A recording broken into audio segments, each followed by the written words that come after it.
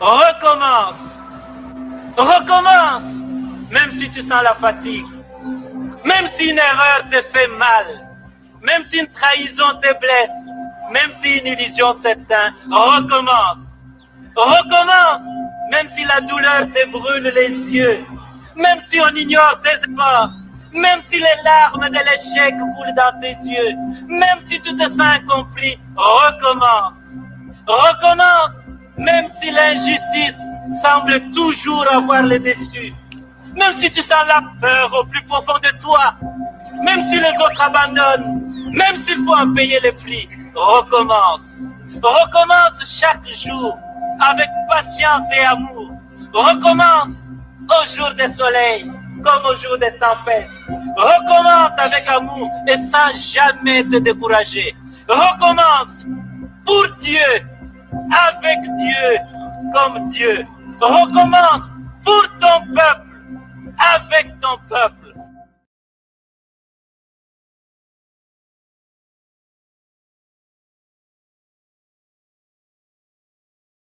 Mesdames, Mesdemoiselles, Messieurs, bonsoir.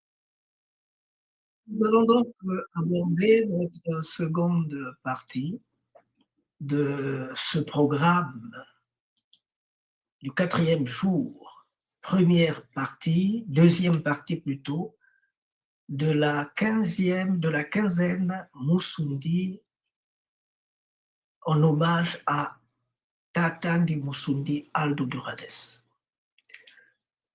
Nous avons présenté avant tout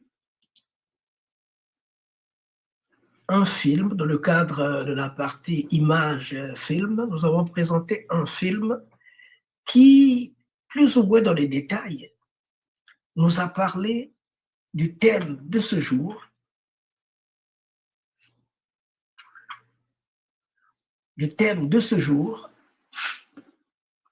qui concerne l'implication des Musundi dans la libération, l'implication des Musundi dans la libération des Noirs d'Amérique et les conséquences en Amérique et dans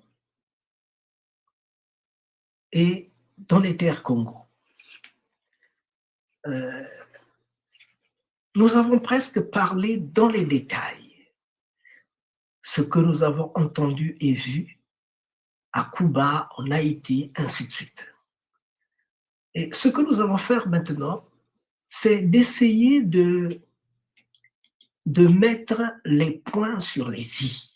Essayer de mettre les points sur les i pour essayer d'éclairer la lanterne, pour essayer d'éclairer les intellectuels, parce que simplement, il faut dire que les écoles qu'on a mises à notre disposition, ces écoles-là, s'il vous plaît, ces écoles-là ne nous permettent pas d'être libres. Ces écoles-là n'ont pas été créées pour notre liberté.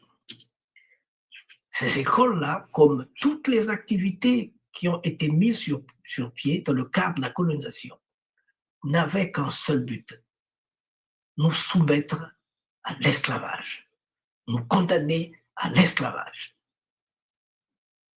faire de nous des vaches à lait. C'est pourquoi on va essayer de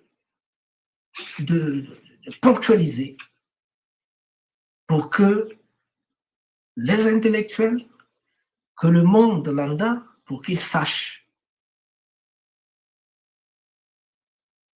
quelle feuille il faut manger. Chez nous, on dit que la feuille que mange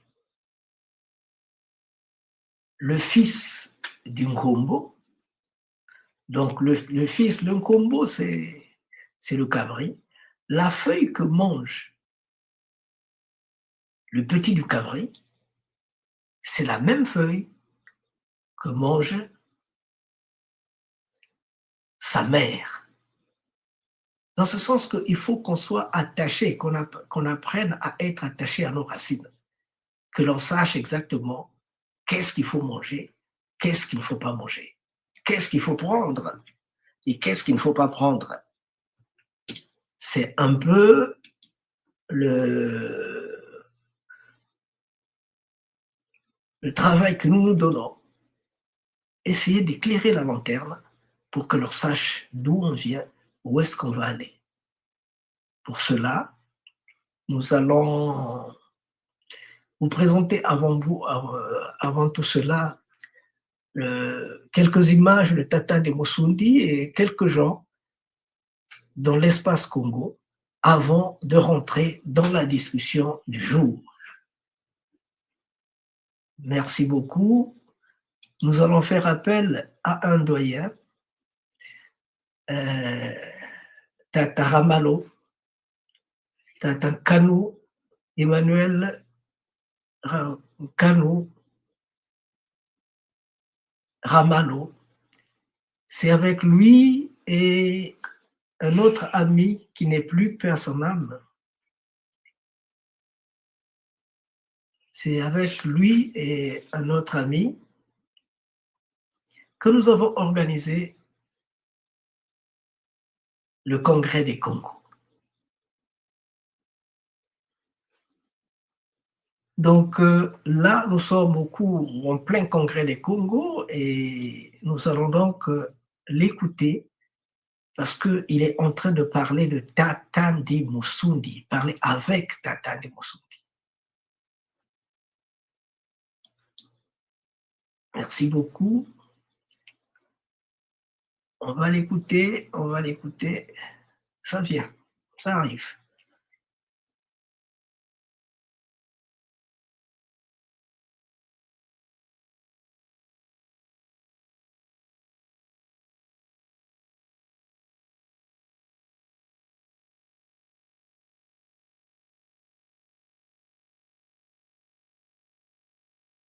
Aux enseignements qu'il a fait, j'étais assis loin.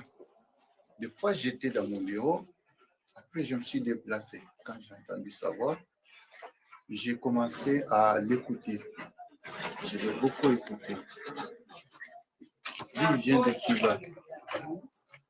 Nos ancêtres sont arrivés là-bas. Ils ont laissé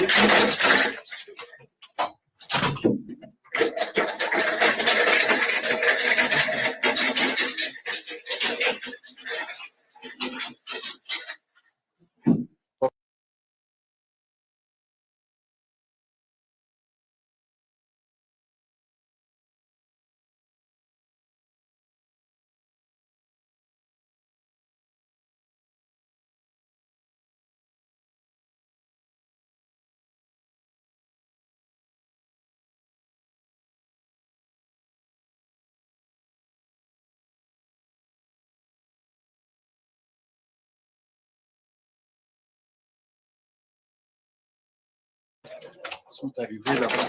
Ils ont laissé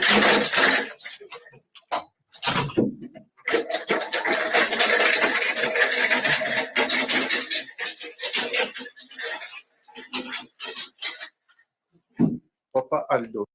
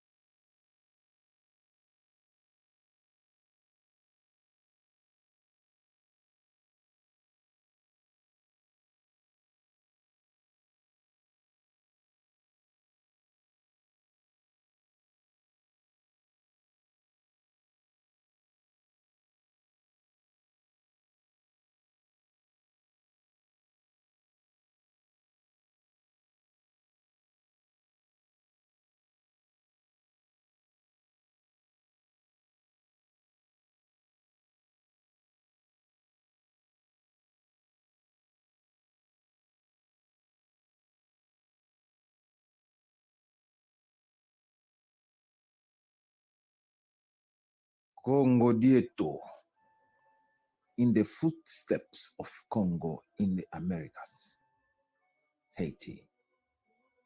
We call it Haiti. Ati Max de Beauvoir, spiritual master of Haitian Voodoo.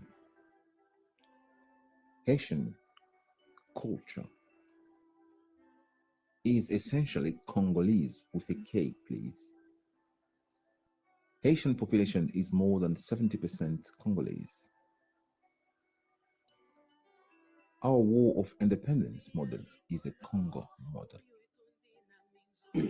That is powerful. You want to know? A book that every Black person should have from the Congo point of view by Ne Masengo Mabongo. This book is not a book. It is different from conventional text and so on. So you need to read it for yourself. Make us proud. Let's reconnect to the K energy. Remember, la sagesse de nos ancêtres qui est venue nous consciousness. transmettre ici. J'ai appris des choses que je n'avais pas dans ma tête. Et j'ai appris beaucoup d'enseignements. C'est pour ça que j'ai dit, on ne peut pas séparer sans que je le remercie de tout ce qui vient de nous transmettre ici. Pas seulement moi, mais tous les Africains qui étaient là, parce que nous avons accueilli chez nous un frère africain qui vient de Cuba et qui est venu nous transmettre encore les vraies valeurs de Musicongo. Merci beaucoup. Entonces, como le está diciendo ahí, Papá Aldo, porque dice que en nuestras costumbres no se dice mucho señor, pero se dice papá por su edad. Entonces, él aprovechó mucho y está muy contento por lo que usted dijo, porque no sabía todo eso, lo que usted dijo hoy. No sabía nada de eso. Y eso, lo que usted dijo, fueron sus abuelos, sus tatarabuelos o sus parientes que le dieron esas informaciones que usted nos trajo aquí para poder informarnos. Y él está diciendo que el Señor nos está diciendo que no quería dejar este momento así sin poder decirle muchas gracias. Muchas gracias por todas las informaciones. Muchas gracias por esa sabiduría que usted nos trajo y que usted nos dejó. Entonces, fue esas palabras que quería decirle, pero de una forma informal. Je voudrais rajouter aussi que ma grande joie surtout, c'est de voir que ce que nos ancêtres ont amené de l'Afrique, ils ont amené là-bas à une terre lointaine et qu'eux, ils ont gardé cet acquis. Ils ont gardé cet acquis et continuent à le transmettre à des générations futures. Je crois que le devoir de nous qui venons après eux, c'est de continuer à garder cet héritage et le transmettre aussi. Donc, c'est très important que les générations actuelles, ils savent que leurs racines, c'est des racines africaines. C'est très important qu'eux, ils n'ont pas oublié et ils continuent à les transmettre et dans la culture, dans la globalité. Entonces, siguiendo en esa misma línea, está diciendo que lo que más le gustó fue esa herencia, esas informaciones, esa sabiduría de los ancestros, como se está transmitiendo de generación en generación. Eso es una cosa muy interesante porque eso permitiría también a los jóvenes de ahora poder tener esa información sobre esa sabiduría que vino de los ancestros para que sepan que ellos también son de descendencia africana. Y eso es muy bueno para su establecimiento y sobre todo para su desarrollo moral e intelectual.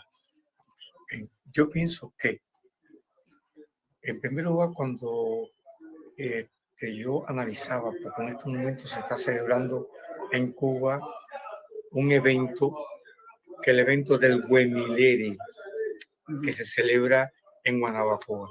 Y este año está dedicado al Bantú, a los Congos. Y yo estaba invitado a ese Huemilere como presidente de la institución religiosa Bantú de Cuba. Pero pensé que era más importante que yo viniera acá a hablar directamente con los Congo, con los africanos, sean del Congo, de Brazzaville, de Kinshasa, de Angola, de donde sea, de Luango. Sí, de Luango. Que para mí es muy importante venir aquí e encontrarnos con ustedes para poder decirle a ustedes que en Cuba lo que recibimos se mantiene. Que allí llegaron los africanos encadenados, los Congo, y fueron subordinados, fueron maltratados, pero conservaron sus raíces, su cultura, sus religiones. Y nosotros hemos preservado esa cultura. Entonces, mi mensaje era llegar y decir, existe África en Cuba. Si hay 13 millones de africanos, hay 12 millones que creen en África. Hay 12 millones de afrodescendientes que confían en África y que mantienen las tradiciones que ustedes llevaron hace 400 y pico de años a Cuba. Y que estamos en disposición de hacer un intercambio, un hermanamiento, una unificación, porque necesitamos despejar alguna incógnita que tenemos sobre el dialecto, sobre los conceptos filosóficos, porque ya nuestra religión allá se ha convertido en una religión afro-cubana a partir de nuestro entorno, cómo podemos nosotros llevar eso.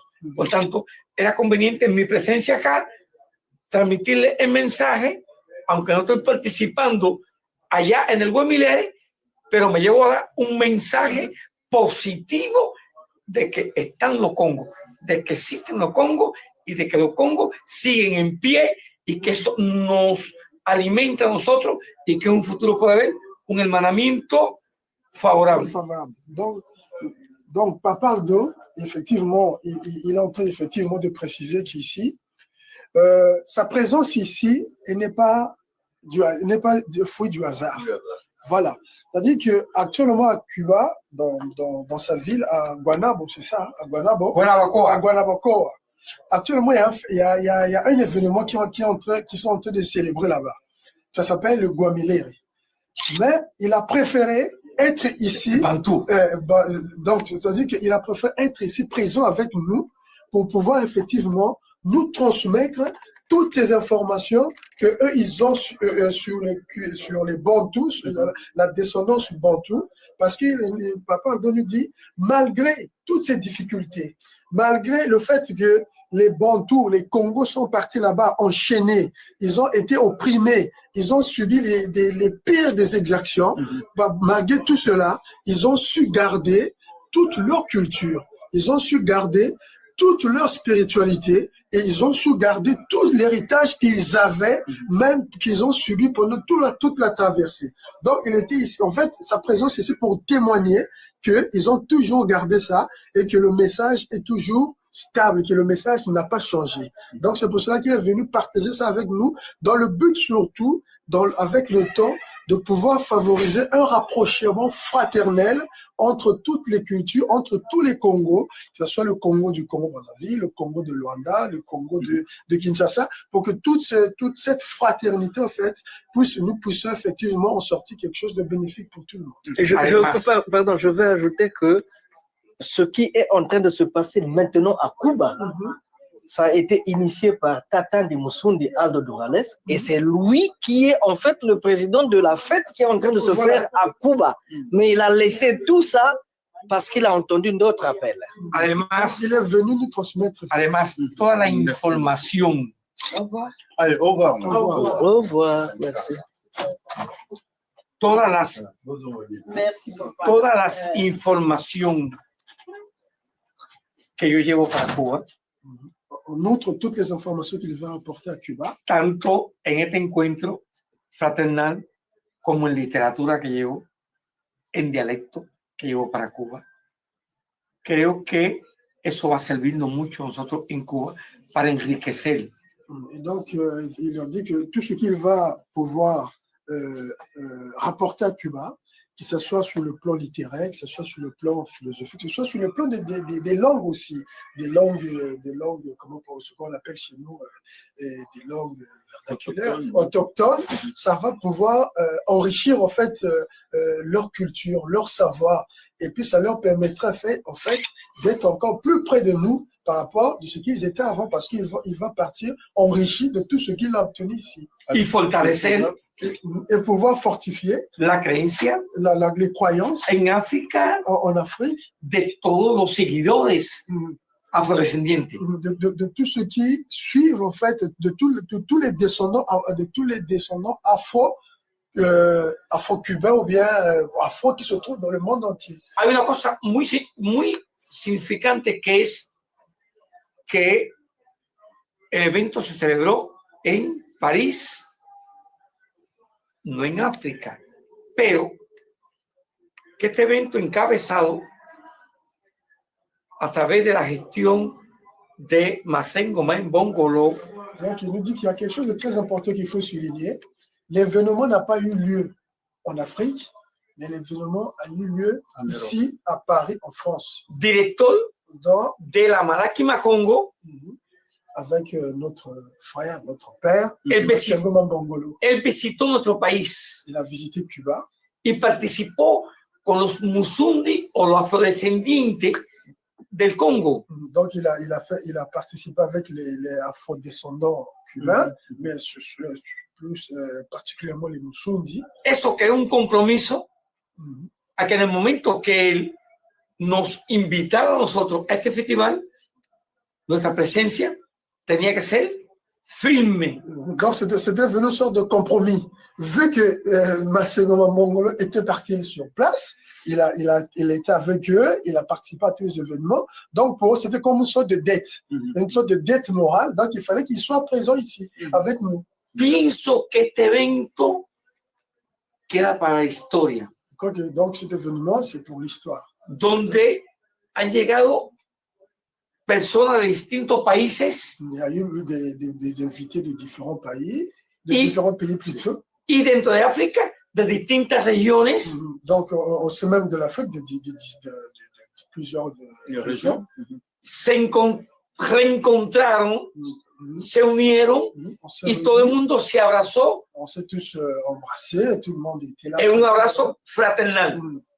Donc tout le monde était dans une joie fraternelle. Muy agradecido, tanto por la Malaki, por Masengo, que por la dirección del evento que han sido capaces de lograr ustedes, y también le doy las gracias a usted, un evento. Il vous remercie pour cet événement parce que vous avez été à la hauteur de tout, enfin, tous ceux qui ont organisé, tous ceux qui ont fait que cet événement ait lieu. Donc il remercie à tous ceux qui ont contribué à ce que ça puisse être vraiment con una dignidad, avec beaucoup de dignité.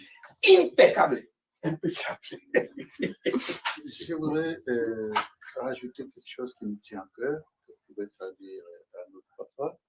Je crois que le devoir primordial de nous, les Africains, c'est de préparer le terrain pour qu'un jour, qu'ils viennent vraiment se ressourcer dans leur terre des ancêtres. Entonces, dice que el deber primordial de nosotros, los africanos, es preparar el terreno, preparar todo lo que sea posible para que todos los que se fueron del otro lado puedan regresar y vivir dignamente en la tierra de sus ancestros. Correcto, bien. Nosotros convocamos ya en este momento que el próximo año, el 2014, queremos hacer un evento también internacional Bantú en Cuba. Donc, ils veulent aussi organiser une sorte de festival Bantou, mais cette fois-ci à Cuba en 2014. Para los hermano, de nuestra madre tierra, pour tous les faits de que es notre mère patrie qui est l'Afrique, visite nuestro país pour qu'ils puissent visiter Cuba, On va coordonner. y se encuentren con los afrodescendientes. pour qu'ils puissent se rencontrer avec tous les afro-descendants vivant à Cuba. Mais je pense que dans toute l'Amérique latine aussi. Creo que esa espiritualidad va a lograr algo muy bueno para el futuro, tanto de Cuba como de África. Donc, il dit que ce festival va contribuer vraiment pour pouvoir créer un développement pour l'Afrique, mais aussi pour les Cubains. Parce qu'en fait, ce sera une sorte d'échange fraternel des deux peuples qui ont été séparés avec tous les éléments. Voilà.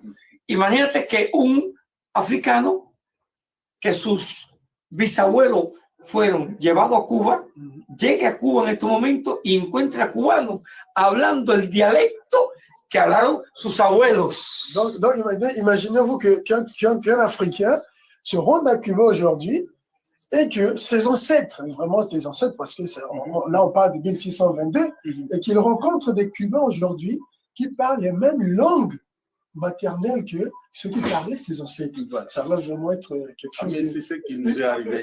Voilà. Gracias, muchas gracias. Merci beaucoup.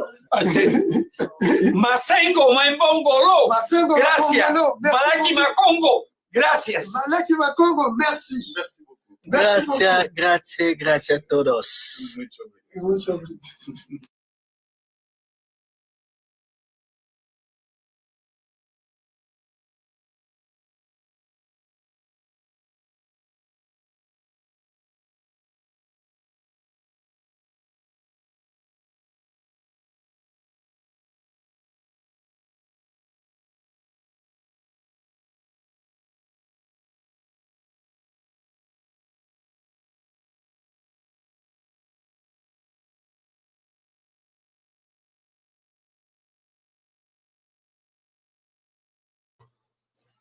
Eh bien là, c'est une autre expérience. Ce sont des amis du Cameroun, les Bassa, les amis du Cameroun, qui disent qu'ils viennent de Matadi, que leurs ancêtres sont venus de Matadi. Matadi, c'est au Congo. Et c'est ce que je dis souvent, que quand tu demandes, ce que je dis souvent, quand tu demandes au Bassa du Cameroun, ils te disent que nous venons du Congo.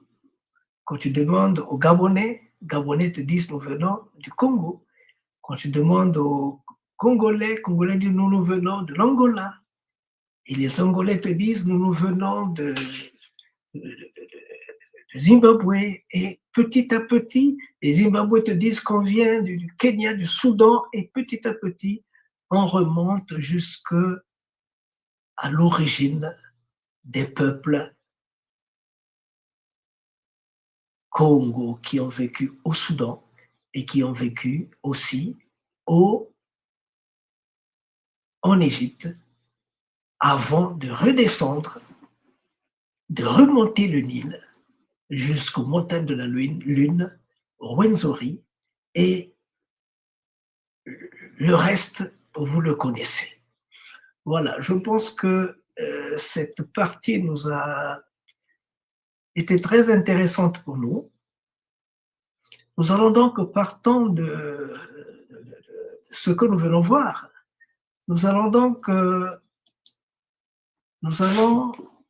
présenter notre thème de deuxième partie, où nous devrons ponctualiser. On doit ponctualiser les choses. Le thème de cette deuxième partie est le rôle des Musundi dans la libération des peuples noirs d'Amérique et les conséquences dans les Amériques et en terre Congo. Nous y sommes, je pense que la technique va nous laisser travailler, j'estime que la technique va nous laisser travailler. un coussin musical avant de nous lancer dans le vif du sujet.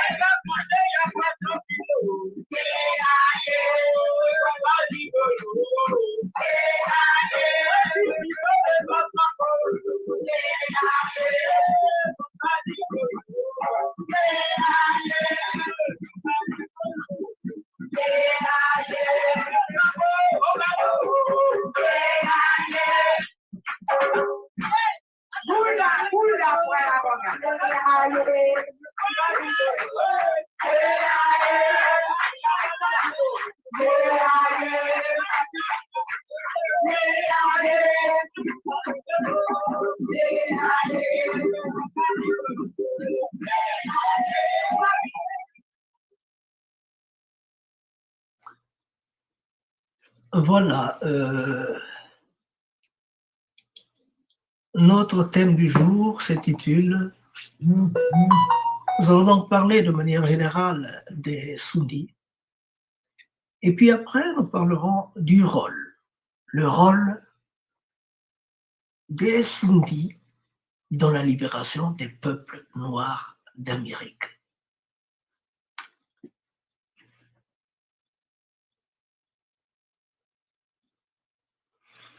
D'une manière générale, les peuples Sundis sont les peuples que l'on trouve dans cette partie-ci du monde. Les peuples Sundis sont les peuples qu'on trouve dans la partie nord du royaume Congo. Dans la partie nord du royaume Congo, c'est de là où ils sont installés.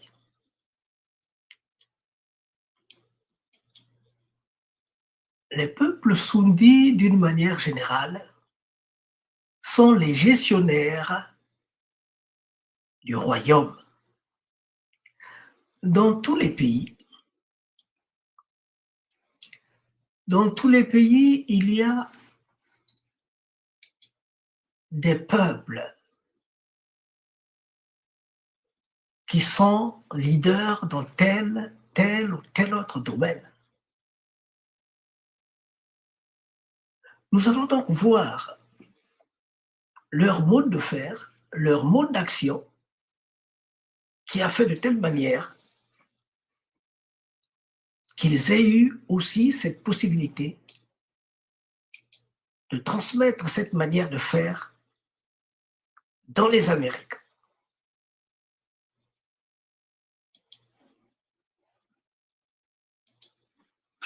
c'est de cela que nous allons insister aujourd'hui. Quand on dit, par exemple, les Basundis, qui sont-ils? Les Basundis, de manière générale, c'est un groupe ethnoculturel lié au grand ensemble Congo d'Afrique centrale, naturellement. Le terme Sundi renvoie à la fois à un ancien territoire. Hein. Je dis ancien, mais c'est la province du Nord Congo, du royaume Congo, dans la partie nord, qu'on appelle Sundi. On dit souvent Sundi Zabiala. Biala, c'est intronisé. Donc, un Sundi très lié au trône.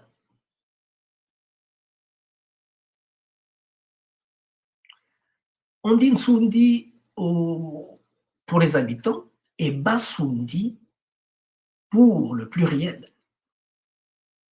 Musundi pour le singulier, Basundi pour le pluriel.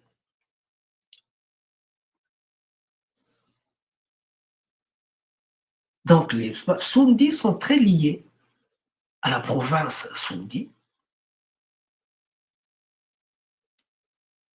qui a beaucoup d'importance, presque la plus importante au niveau du royaume Congo.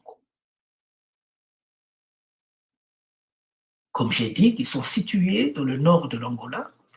On les trouve donc dans le nord, la partie nord de l'Angola.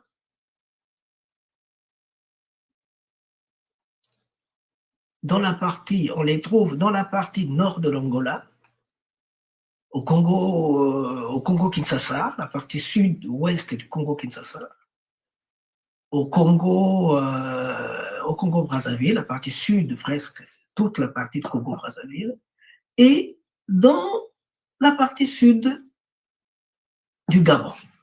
C'est là où vous trouverez les Basundis. En République démocratique du Congo, ils sont autour de Matadi, Songololo, et vous venez jusque presque la partie de Kinshasa aussi, c'est un peu partout là ils y sont. Tout le Congo central, le Bas-Congo d'une manière générale. Bon. Il faut dire que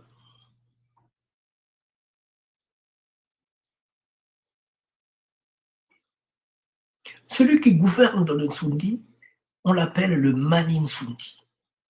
Souvent, il est membre de la famille royale.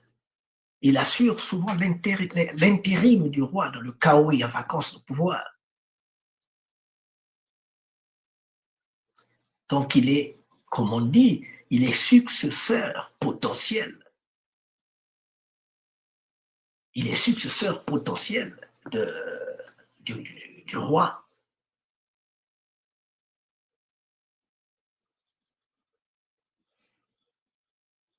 Leur langue, c'est le Kisundi qui est une variante du Kikongo. Et ils sont très rattachés aux Nkisi, les Mikisi, les objets du pouvoir.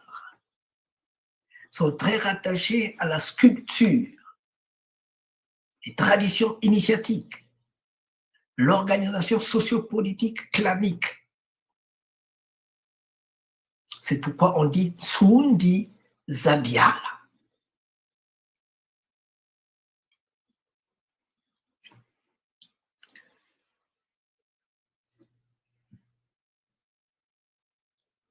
Vous allez vous rendre compte aussi que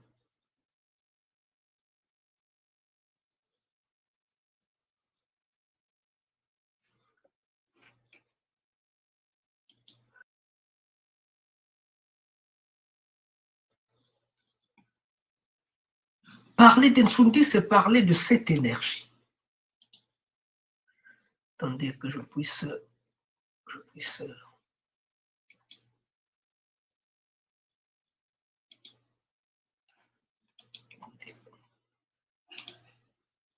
Parler d'Nsundi, c'est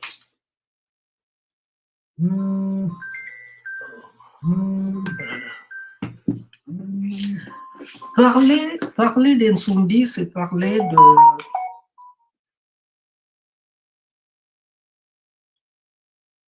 un petit exemple.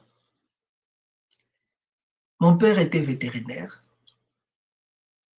dans des fermes, dans les bas-fonds du Congo, où vous trouverez des animaux qui sont nés et qui ont vécu pendant 5 ans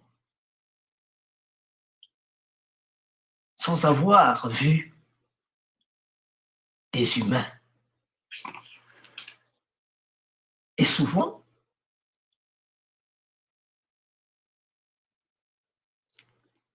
ces bœufs, les vaches se mélangent avec les buffles et ça donne des petits buffles. Mais quand vous arrivez devant eux, quand vous regardez le troupeau, papa disait qu'il fallait voir les cornes. Les cornes.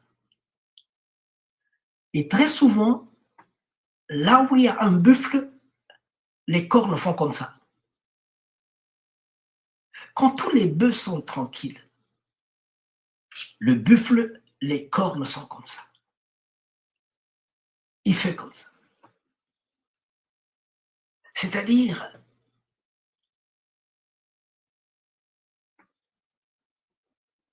qu'ils ne sont pas tranquilles comme tous les autres animaux. Mais ils sont très alertes. Ils sont très alertes. Et ce spirit Musundi, c'est un spirit, quand vous entendez Sundi, ça vous rapproche à Sunda.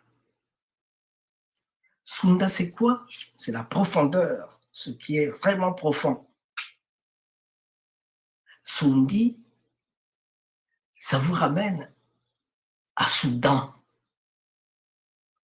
Et certains vous diront que les peuples Congo, dans leur remontée, avant même la remontée, ils étaient d'abord au Soudan, avant d'aller vers l'Égypte, et en 320, remonter le Nil jusque dans les terres du Zimbabwe, avant de contourner le Zimbabwe pour aller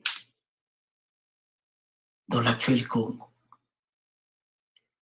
Donc le Soudan, c'est très lié à Saoud, et les Arabes, quand ils parlent de Saoud, ça veut dire noir. Le Nsundi est très lié au Soudan, c'est très lié au mot noir, c'est très lié aussi quand ce qui est profond, Sunda, ce qui est très profond.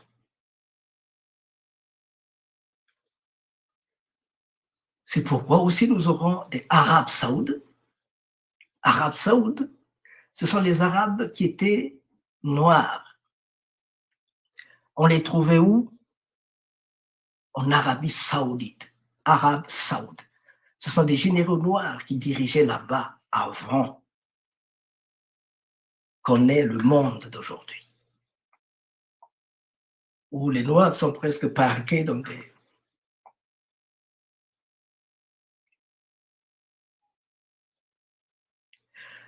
Donc le mot Sundi est très lié aux racines des hommes noirs. Le mot Sundi est très lié au pouvoir, à la gestion du pouvoir.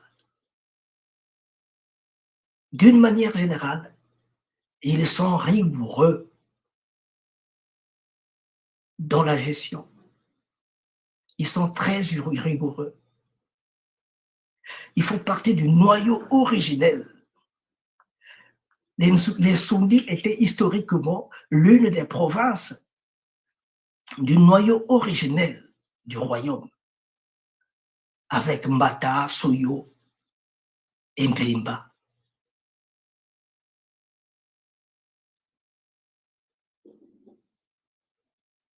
Son importance, l'importance de la province Nsundi, vient de sa position stratégique. Une position stratégique dans la vallée du fleuve. Ils sont situés à cet arc-là. C'est une zone frontière. Si dans le bas du Congo, en Namibie, l'ultime frontière en Congo, Namibie au Congo veut dire l'ultime frontière. Si dans l'ultime frontière, il n'y avait pas trop de danger, mais dans la partie nord, il y a d'autres peuples. Par conséquent, pour des régions d'échange, des raisons économiques, ainsi de suite, il fallait donc prévenir plein de choses. La population est dense et guerrière. C'est des suffrageries anciennes intégrées dans le royaume Congo. C'est eux donc qui géraient l'impôt local, c'est-à-dire qu'il y avait l'impôt local dans le cadre des échanges commerciaux, il y avait des routes qui devaient tracer, qui devaient gérer, c'est eux qui s'occupaient de la justice, c'est eux qui s'occupaient des relations entre clans, ils devaient stabiliser, équilibrer, parce que le royaume Congo, pour diriger le royaume Congo, on le dirigeait sur la base des clans. C'est-à-dire que quand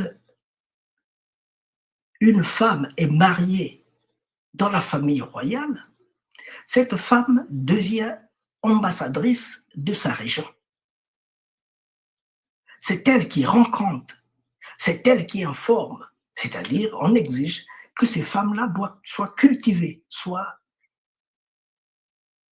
des fins diplomates qui doivent échanger.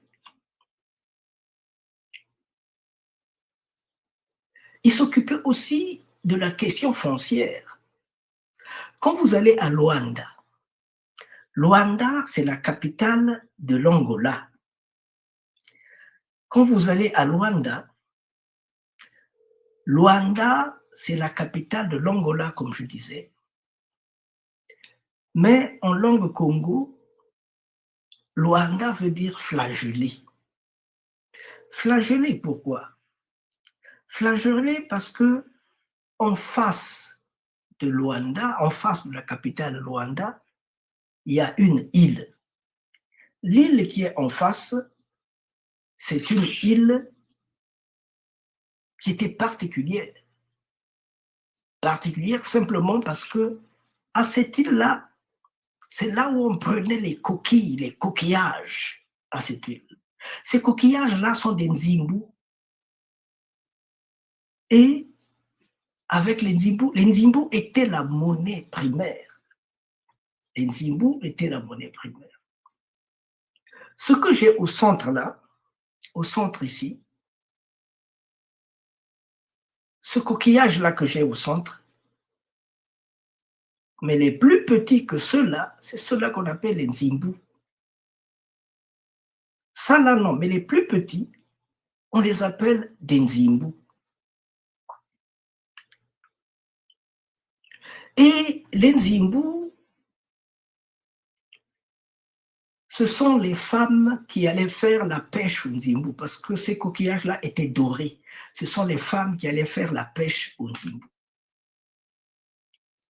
Une fois ils ont les nzimbu, ils les ramènent aux collecteurs, c'était des Sundi, les collecteurs, qui vont les déposer à la Banque royale.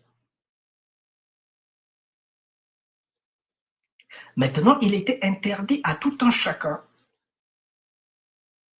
d'aller se promener de ce côté, parce que là-bas, c'était le lieu où on faisait les nzimbu. C'est là-bas où on pêchait les nzimbu. Donc, ce n'est pas n'importe qui devait aller de ce côté. Oui, monsieur, je suis en pleine conférence. Merci. Donc, c'est là où on prenait les nzimbu. qui était rapporté dans la banque royale. Il était interdit aux gens d'aller se promener de ce côté-là. Sinon, si on vous trouvait là-bas, vous étiez flagellé, complètement et bien flagellé. Et flagellé en langue Congo veut dire Luanda. C'est pourquoi cette zone-là, on l'appelait Luanda, qui est la capitale du royaume, qui est la capitale de la République d'Angola, Luanda. Donc, non seulement qu'ils étaient très présents dans le système de la défense, mais ils étaient aussi, s'occupaient aussi de la garde royale. Ils assuraient aussi les frontières dans la partie nord-est. Nord-est, oui.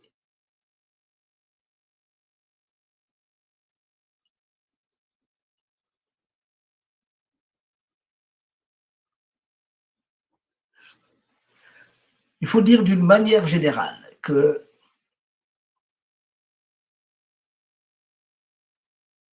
le royaume était géré par des grandes familles, les grands clans, le Nsaku, le Kimpanzu, le Kinlaza et parfois le Kwilu. Et tout cela était mis ensemble, géré par les Sundi. C'est eux qui s'en occupaient. Et vous verrez que, par exemple, le roi Alfonso Ier,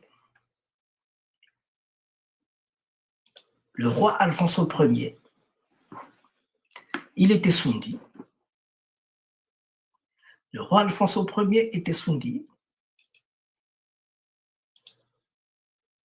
Le premier ambassadeur noir au Vatican, Nevunda, il était Sundi. Ah, le roi Alfonso Ier, c'est Nzinga Vemba, de son vrai nom, Nzinga Vemba. Nsaku Nevunda, lui, il est Sundi aussi. Et vous allez voir que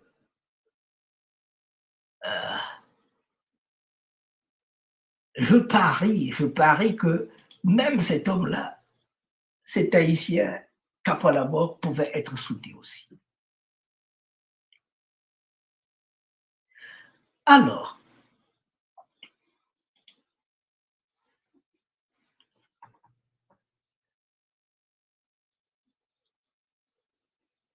quand les Portugais ont voulu prendre le royaume, quand les Portugais ont voulu avancer, quand les Portugais ont voulu aller plus loin parce que dans la mise de la même base du royaume, le roi a dit non, je ne vous montre pas les chemins comment on appelle ça, je ne vous montre pas le chemin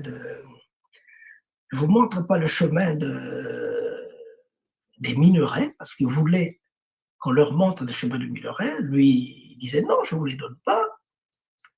Je ne vous donne pas la carte pour aller prendre les minerais. Je ne vous donne pas aussi la possibilité de continuer à faire l'esclavage. Parce qu'en 1526, le roi Alfonso Ier avait écrit au roi du Portugal, lui disant que vous êtes en train de dépeupler ma population. Vous êtes en train de dépeupler ma population. Les gens que vous amenez ici, au lieu de prendre en charge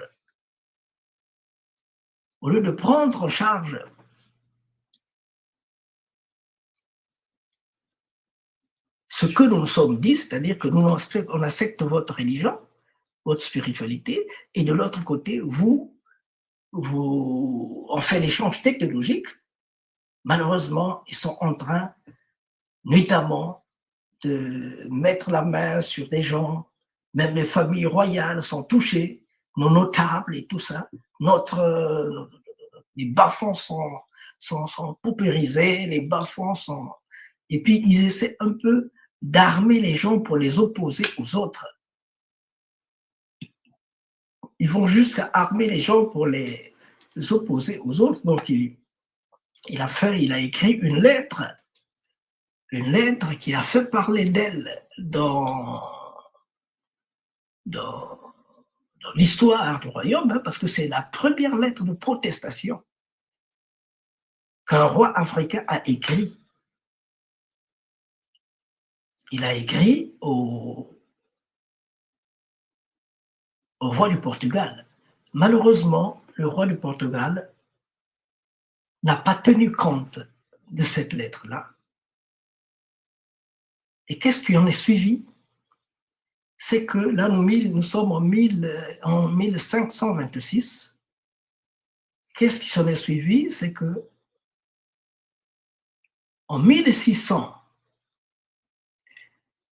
attendez s'il vous plaît,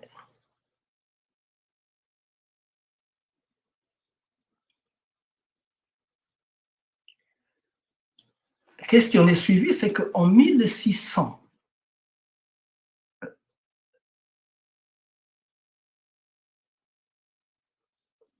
en 1604, parce que la lettre qui a été envoyée en 1526 n'a pas eu de suite, en 1604, le royaume a envoyé cet homme-ci. Ce royaume a envoyé cet homme-ci pour aller demander au roi, pour aller demander au pape, qui ne voulait plus travailler avec le Portugal et l'Espagne, mais qui voulait travailler directement avec le Vatican. Parce que le Vatican, en ce temps-là, était comme l'OTAN, était comme la communauté européenne, pour parler de ça. C'est lui qui gérait tous les autres pouvoirs d'Europe. Malheureusement, il a fait 4 ans. Il devait passer donc du Congo, il devait partir au Brésil et après continuer en Italie. Donc, il a pu voir de ses propres yeux comment étaient traités ses frères et sœurs africains. Même lui-même, il a été dévalisé, il a été dépouillé. Ils sont partis 6. Ils sont partis 22. Ils sont arrivés 6, au nombre de 6, au Vatican. 4 ans après. Et lui-même, il était touché. Il était empoisonné. Il n'a pas mis du temps. Il est décédé, mais il a laissé quand même la lettre. Il a laissé la lettre. Cette lettre-là qui disait... Il a laissé la lettre qui disait que le Congo ne voulait plus rester sous la tutelle portugaise, espagnole, parce que c'est l'Espagne qui gérait le Portugal aussi. Mais qu'il voulait mieux travailler, qu'il trouvait mieux de travailler avec directement le pape, qui est le représentant de Dieu, selon eux. Et la logique voudrait que, quand on est chrétien, on ne doit pas être pris en esclavage, parce qu'ils pensaient que c'était la norme, que c'était la logique, que les chrétiens ne devaient pas se bouffer entre eux.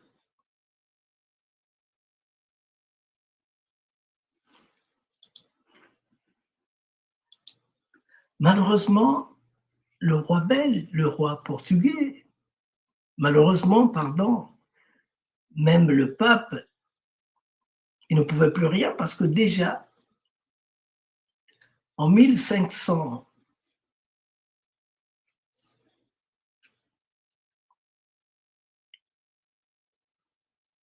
au 16e siècle, 16e, je pense bien, oui, il y avait déjà la bulle papale qui était sortie, la bulle papale qui donnait l'autorisation aux Espagnols, aux Portugais, d'aller dans leur basse-pour en Afrique, de ramasser toutes leurs richesses, de ramasser tout ce qu'ils avaient, de les plier à la religion catholique. Il fallait aller chez les barbares, les bambara, comme ils aiment bien le dire, aller prendre tout. Ils les amener en esclavage si ça leur plaisait. Et quand le chemin des Amériques s'est ouvert, tranquillement, ils ont trouvé la voie pour y aller.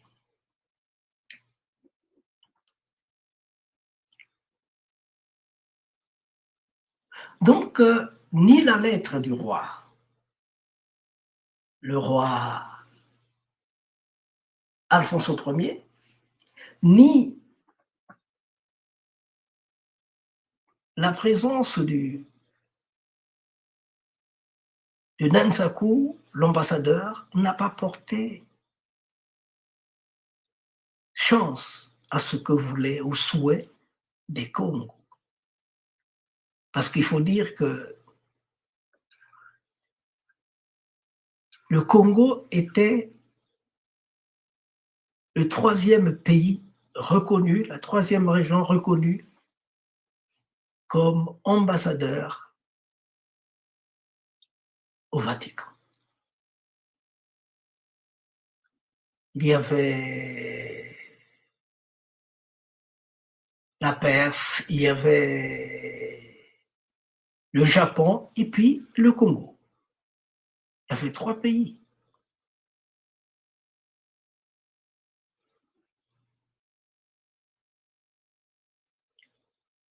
Et quand donc comment on les appelle, les Portugais qui n'obéissent pas à tout ce qu'ils signent, c'est-à-dire tout ce qu'ils font comme proposition d'accord, tout ce qu'ils signent comme protocole d'accord, c'est juste pour étirer le temps, mais ils ne les respectent pas parce qu'ils ont des buts qu'ils veulent atteindre. Ce qui importe chez eux, c'est le commerce. Donc, tout ce qu'ils ont mis sur pied avec les Congos ont renié une partie de leur identité pour la fusionner avec l'identité chrétienne. Les Congos sont devenus chrétiens. Et quand le roi Congo devient chrétien, tous les autres citoyens Congo deviennent aussi chrétiens ipso facto. Et il était interdit au royaume Congo de pouvoir utiliser la médecine traditionnelle parce qu'ils avaient peur. Ils avaient peur que cette médecine puisse... Ils avaient peur que cette médecine puisse aider les révoltés congolais à faire face au pouvoir guerrier, au pouvoir militaire des Portugais. Donc, il était interdit d'utiliser les feuilles, interdit d'utiliser les racines, les écorces, tout ce qu'il fallait pour se traiter, physiquement comme psychologiquement. Il fallait tout bloquer. C'est ce qui était fait. Et de l'autre côté, il fallait juste utiliser la nivaquine, l'aspirine, la médecine européenne. Alors, ironie du sort, la mère, la fille, la sœur du roi était enceinte, elle était à terme, elle devait accoucher. Malheureusement, s'il vous plaît, malheureusement, l'enfant venait les pieds en avant. Et l'enfant avait des difficultés, la femme avait des difficultés de mettre au monde. Un jour, 2 jours, le 3e jour, elle commençait à pâlir. Et c'était de notoriété publique que la mère du roi, Maman Polo, Apollinaire, la mère du roi, était une maîtresse, je disais une déesse du bonzo de Umba, le Kissi de Umba, ce Kissi qui permet facilement d'aider les femmes à accoucher. Premier jour, deuxième jour, troisième jour, Maman Polo se dit, mais je veux perdre ma fille. Elle se dit, mais moi, vivant, ma fille ne peut pas mourir pour un problème de grossesse. Non!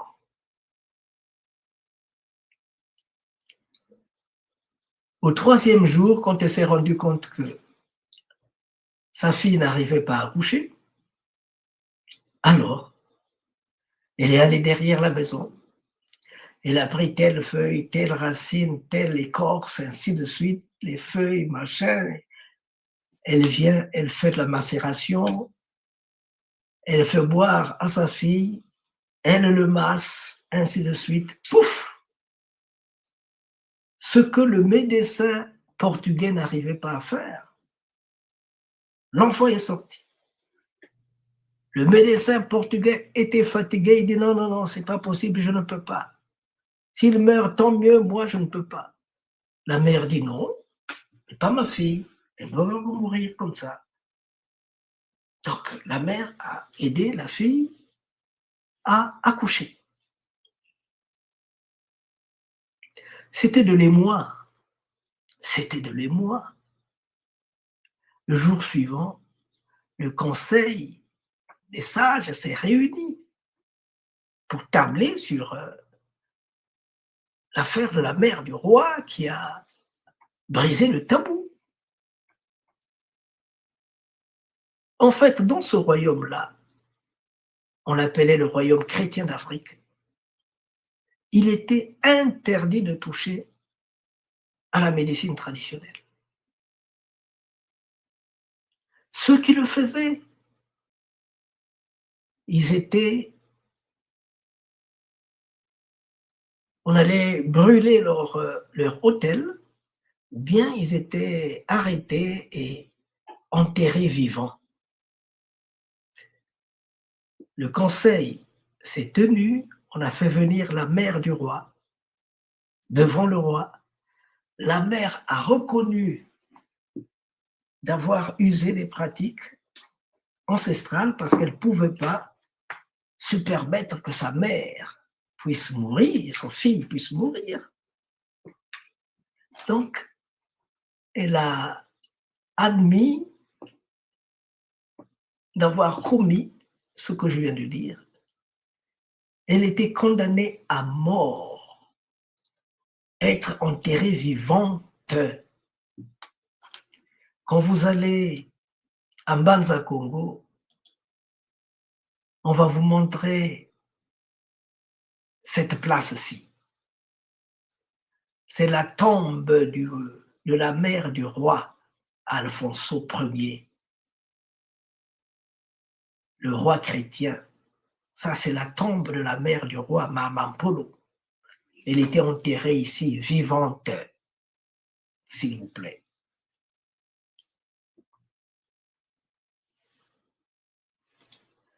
C'est-à-dire,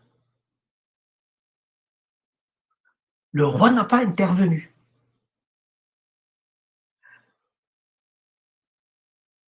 Le roi n'a pas usé de son pouvoir pour essayer de maquiller les choses.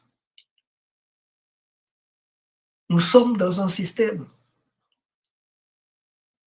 européen et traditionnel, assis sur des bases traditionnelles. La loi était tranchante. Ceci est un exemple.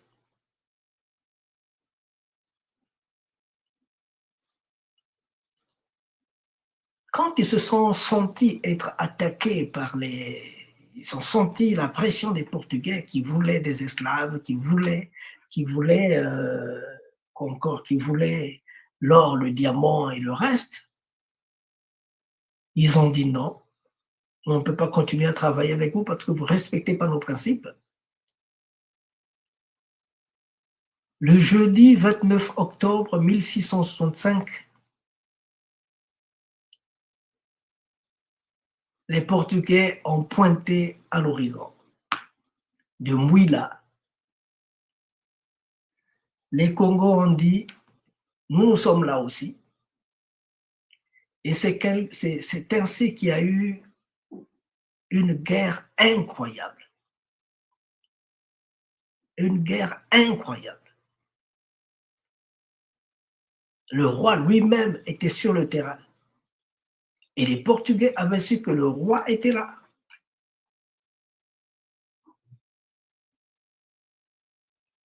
Et quand le roi se déplace, la garde républicaine, formée des Ntsumi, et tous ces militaires Tsundi,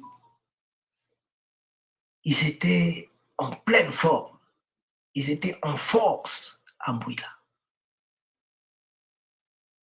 La guerre qui avait commencé très tôt le matin, vers 17h, ils avaient réussi à toucher le roi. Et ils ont essayé de résister, de le protéger. Malheureusement, les Portugais avaient des moyens beaucoup plus forts. C'est ce qui a fait qu'il y ait de la retirade. Il y a eu des gens, beaucoup de gens étaient morts, beaucoup de gens sont tombés dans des filets. Dans la majorité des Sunti, le roi était... On a demandé, vers 17h30, on a demandé au roi de dire son dernier mot. Il a dit Congo Tadi, Kadibaswe Bansinga, que Congo est une pierre qui ne doit s'effriter, mais elle doit être comme des fibres qui se tendent et se détendent sans jamais rompre. Sa tête était coupée. Les gens avaient retenu l'ultime parole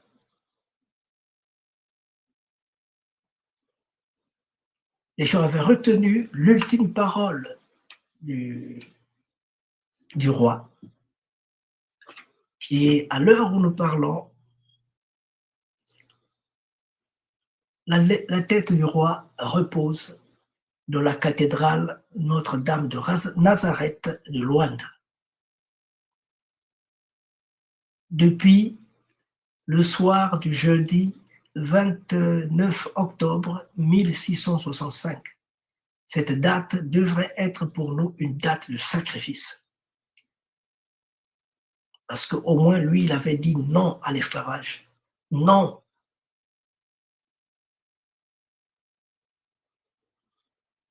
Non à la dépravation des minerais comme ça, qu'ils les prennent comme ça sans payer grand-chose.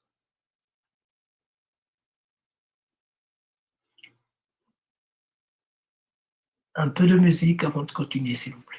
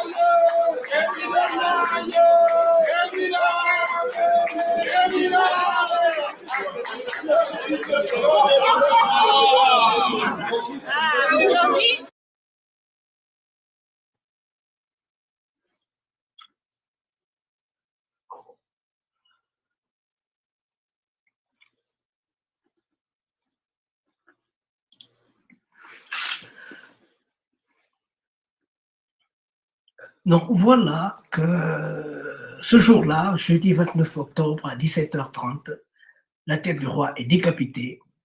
Ils l'ont amené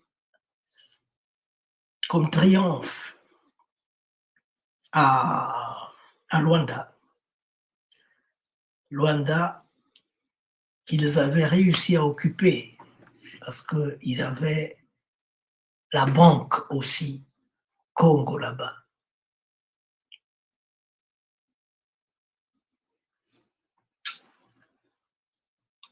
Donc voilà un peu ces hommes-là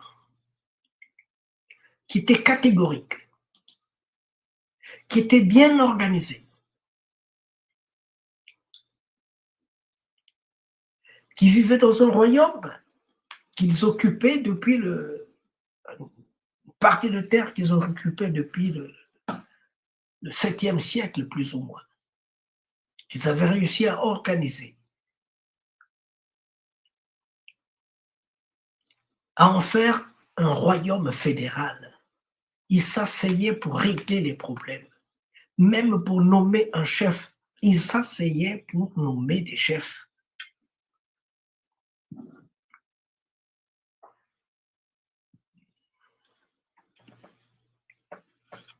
Ces hommes-là, qui avaient réussi à créer le Congo d'Yangunga,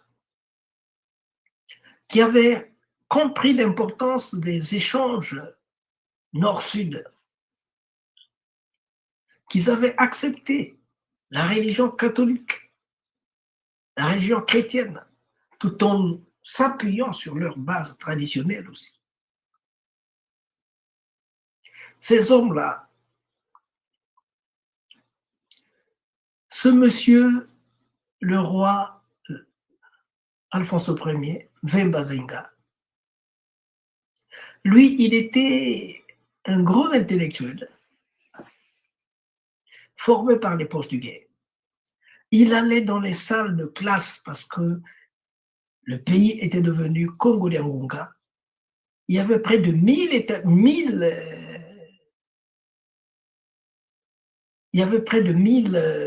églises dans la zone de Banza Congo, et qui dit église dit cloche, dit église dit bruit des cloches. Et les bruits de cloche, c'est pour appeler les enfants à venir prier avec eux et à venir apprendre à lire et à écrire. Malheureusement, pas à raisonner.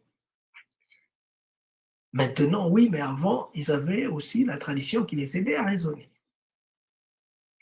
Ces hommes-ci étaient très cultivés, à commencer par celui-ci,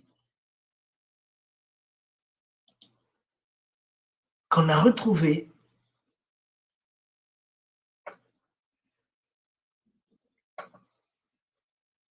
au Vatican. Il parlait près de 8 langues, près de 5 langues étrangères, en dehors des langues Congo. C'était un fin diplomate, un homme très instruit et très courtois.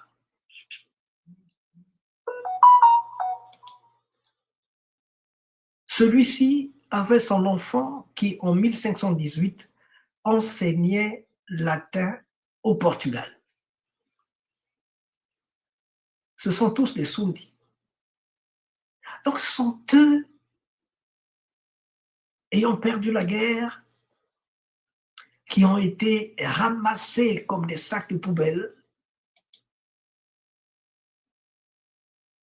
et transférés dans les Caraïbes, dans les Amériques. Ce sont ces hommes-là qui ont été envoyés dans les Amériques. Et dans les traversées, comme ils avaient déjà des échos que l'esclavage petit à petit, devait prendre fin. Donc, ils ont dit au groupe qui était le leur, ils ont dit, allons, ne nous dispersons pas, faisons ce qu'ils veulent, le temps de reprendre de la force. Et une fois nous allons repris de la force, on va leur faire voir ce dont nous sommes capables. Parce que juste là, nous avons été très gentils. Mais il arrivera un jour qu'on puisse changer. C'est pourquoi, dans le chemin, dans les navires, ils chantaient. Ils chantaient. Et même ils étaient très dociles, ils chantaient. Et même les esclavagistes étaient très surpris de voir ce peuple-là qui allait en esclavage, mais ils n'étaient pas trop surpris, ils n'avaient pas peur, et ainsi de suite. Ils sont allés, ils sont arrivés sur le terrain. Ils ont travaillé, s'il vous plaît. Ils ont travaillé comme il fallait. Ils ont travaillé comme il fallait.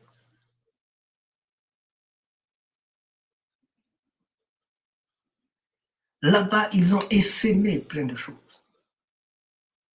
Les dimensions culturelles, spirituelles qu'ils avaient. Les chansons, les rythmes, la spiritualité. Quand vous allez en Haïti, il y a le Petrolemba. Le Petrolemba, parmi les spiritualités Congo, on la trouve, le Lemba, on le trouve beaucoup plus dans les terres Sundi. Et le Lemba, s'il vous plaît,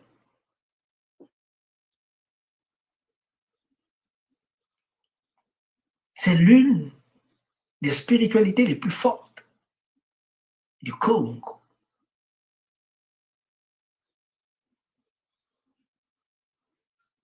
Et le grand maître du Lemba qu'on a mené dans les Amériques, il s'appelait Don Pedro. C'est pourquoi on entend parler du Pedro Lemba. Donc c'est quelqu'un qui manipulait la spiritualité européenne et la spiritualité africaine. Alors, quand ils ont décidé de se retrouver à Bois-Caïmo, ils se retrouvaient dans ces grottes-ci, s'il vous plaît. Ils se retrouvaient dans ces grottes-ci. Quand vous allez, là je suis à Bois-Caïmo, ça c'est moi, je suis à Bois-Caïmo là, en Haïti. Ils se retrouvaient dans ces grottes pour discuter de tout ce qu'ils pouvaient.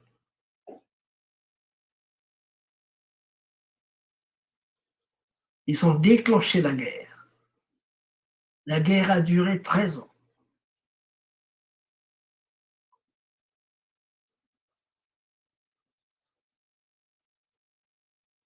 Et tout le monde, tous ceux qui connaissent Haïti, tous ceux qui connaissent tous ceux qui connaissent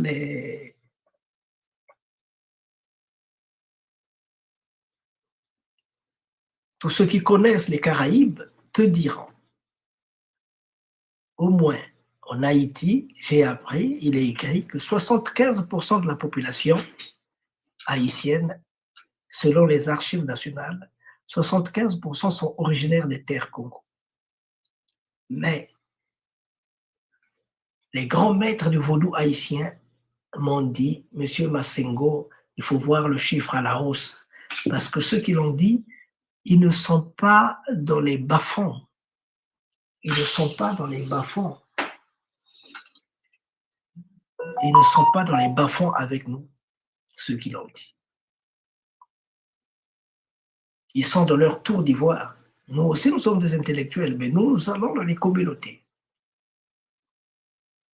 Donc voilà un peu. Ils me disent, il faut voir ce chiffre-là à la hausse. C'est pourquoi je dis que près de 80% d'Haïtiens sont originaires des terres Congo. à Cuba, le directeur de Casa de l'Africa, d'origine européenne, il est blanc, il me dit, à Cuba, 80% d'afro-descendants sont originaires des terres Congo. Ce qui est vrai à Cuba l'est dans tous les autres pays. Parce que quant à l'île Marie-Galante de Guadeloupe, en 1750 débarquent près de 6000 Congos. Ceux qui arrivaient là ne venaient que des terres Congo parce que l'esclavage était interdit ailleurs. Et on ne pouvait trouver des esclaves que dans cette zone-là, où le roi avait été décapité. C'est ce qui était fait.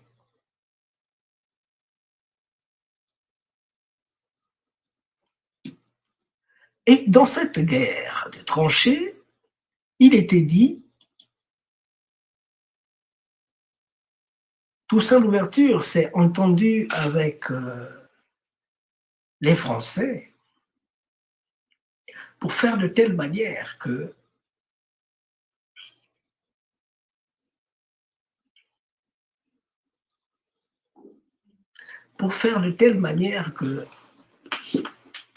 la Guadeloupe puisse être transformée en département français. Non, Haïti soit un département français, comme la Martinique, la Guyane, la Guadeloupe. Et déjà, les enfants de Toussaint Louverture étaient au bon soin des Français. Ils étudiaient en France. Donc, c'est un peu comme ça que les choses sont allées. Malheureusement, les Congos qui étaient, malheureusement, Dessalines lui-même, il disait non, nous, on ne peut pas travailler la main de la main avec ces hommes-là parce que ils ont une langue fourchue. Aujourd'hui, ils disent une chose, demain, ils disent une autre. D'une manière générale, les grands groupes Congo ne disaient que ça aussi, que nous avons travaillé avec eux en terre Congo, mais ne respectent pas les protocoles. Ils ne respectent pas, même les paroles divines, ils ne les respectent pas.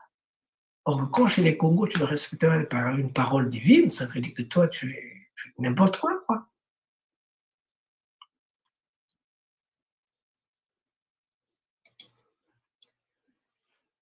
Nous sommes ici en 1560.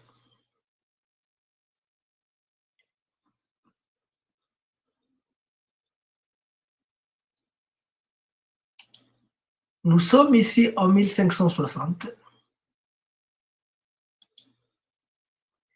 Nous sommes ici en 1560 avec le roi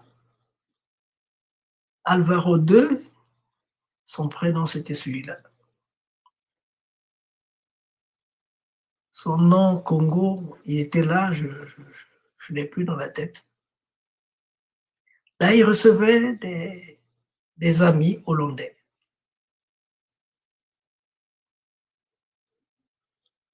C'était des gens très instruits, c'était des gens très forts.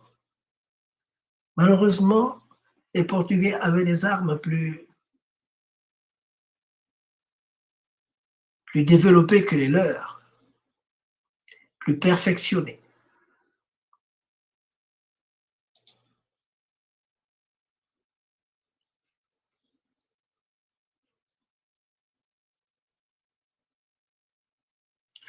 Donc, les Européens, la France comme telle, alors, je dois dire une chose.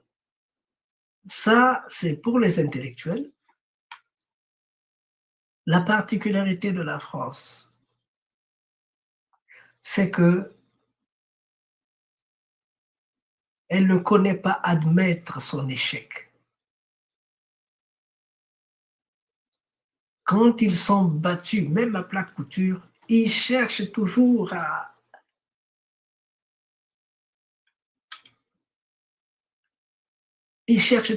par n'importe quel subterfuge pour se tirer les marrons du feu, quoi. Pour tirer les marrons du feu de leur côté. Malheureusement, deux fois plus ils le font, et mieux le nœud se resserre. Je ne parlerai pas de Bonaparte, je parlerai seulement de De Gaulle. De Gaulle est venu au Congo. Quand on l'a chassé partout là, il est venu au Congo. Au Sénégal, on l'a chassé, partout on l'a chassé. Il a trouvé refuge au Congo. Il y a vécu pendant 4 ans. On avait construit une maison pour lui qu'on appelle Case des Gaules. Case des Gaules, ça y est encore présent. C'est même la résidence de l'ambassadeur français. Case des Gaules.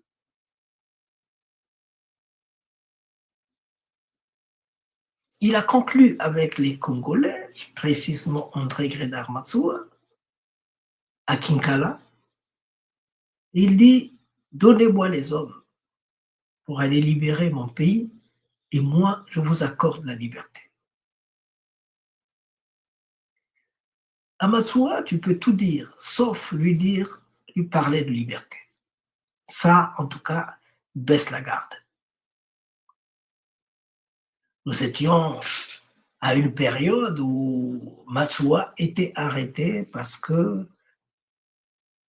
il disait à ces gens de ne plus payer les 3 francs. C'est encore une longue histoire, ne plus payer les 3 francs.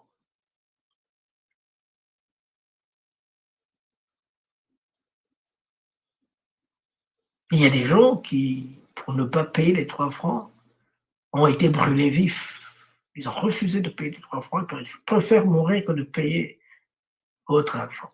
Vous avez boycotté notre mutuelle des originaires de l'Afrique équatoriale française. Vous nous imposez une autre mutuelle, la CIP. Et malheureusement, on se rend compte que la première mutuelle était créée par vous et dans notre intérêt, mais la seconde mutuelle est créée par vous et dans votre intérêt. Parce que la seconde, ils viennent vous donner des semences et des outils de travail, vous travaillez, et eux, ils viennent, ils fixent le prix. Ils achètent au prix qu'ils veulent et vont aller revendre à un prix fort. Ils disent, non, on ne peut pas fonctionner comme ça. Donc, il y avait une forte tension entre les Congolais et la France. Malheureusement,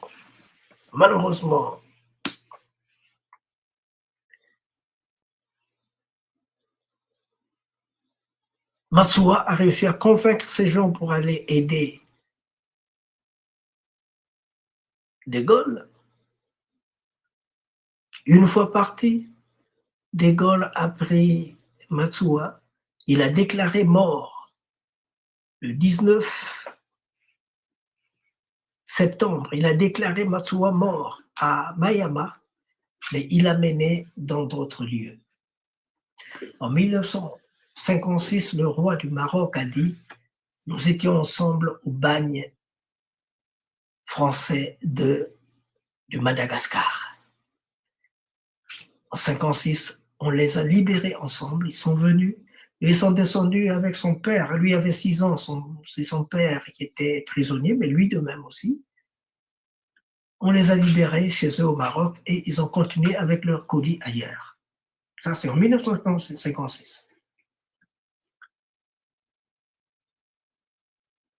Donc, je disais que les Français, c'est des gens qui, une fois, ils sont battus économiquement, ils sont battus militairement, ils sont battus, mais au lieu de laisser prise et de changer d'autres méthodes de collaboration, comme font les Anglais et les autres, non. Ils passent à d'autres systèmes. Ils font la guerre spirituelle. Aujourd'hui, en Haïti, il y a une guerre spirituelle parce qu'on ne peut pas comprendre qu'après la mort de Dessalines,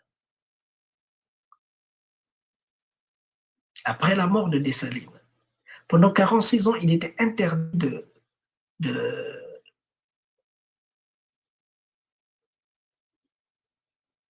de prononcer le nom de Dessalines ou de parler de ses œuvres. Après, on nous a produit comme ça, là, le vaudou haïtien.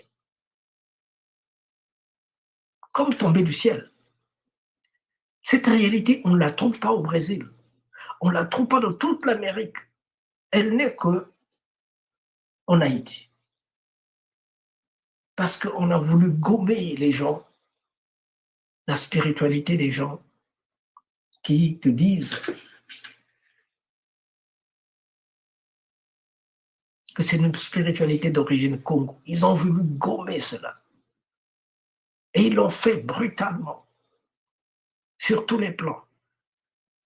Alors que la guerre de Haïti a été, ça c'est Ati Max Beauvoir qui me le dit ici. C'est ce livre-ci. Ati Max Beauvoir est en train de me dire, la culture haïtienne est essentiellement congolaise. La population haïtienne est congolaise à plus de 75%. Notre modèle de guerre d'indépendance est un modèle Congo. Parce que les peuples,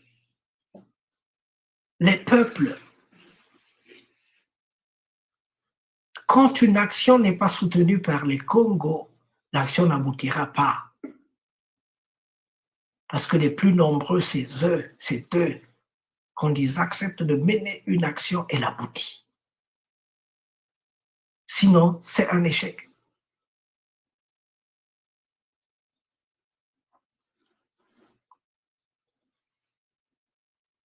Donc voilà un peu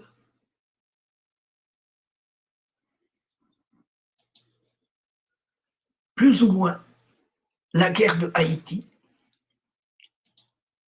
Cet homme-là, qui était le lieutenant le général de Dessalines, il s'appelait Capois-la-Mort. Capois-la-Mort s'est dit, ça a trop duré. Il y avait près de 80 bateaux dans la mer, ça a trop duré. Qu'est-ce qu'ils ont fait? Non seulement qu'ils avaient brûlé un peu tout ce qui était français, les villes et autre chose. Le 18 novembre, il y avait Rochambeau qui était là avec ses chiens, avec ses militaires et tout ça. Ils ont contre-attaqué vers 5 heures du matin. Beaucoup de morts, beaucoup de blessés, repli. Ils sont repartis vers 12 heures. Beaucoup de morts, beaucoup de blessés, repli.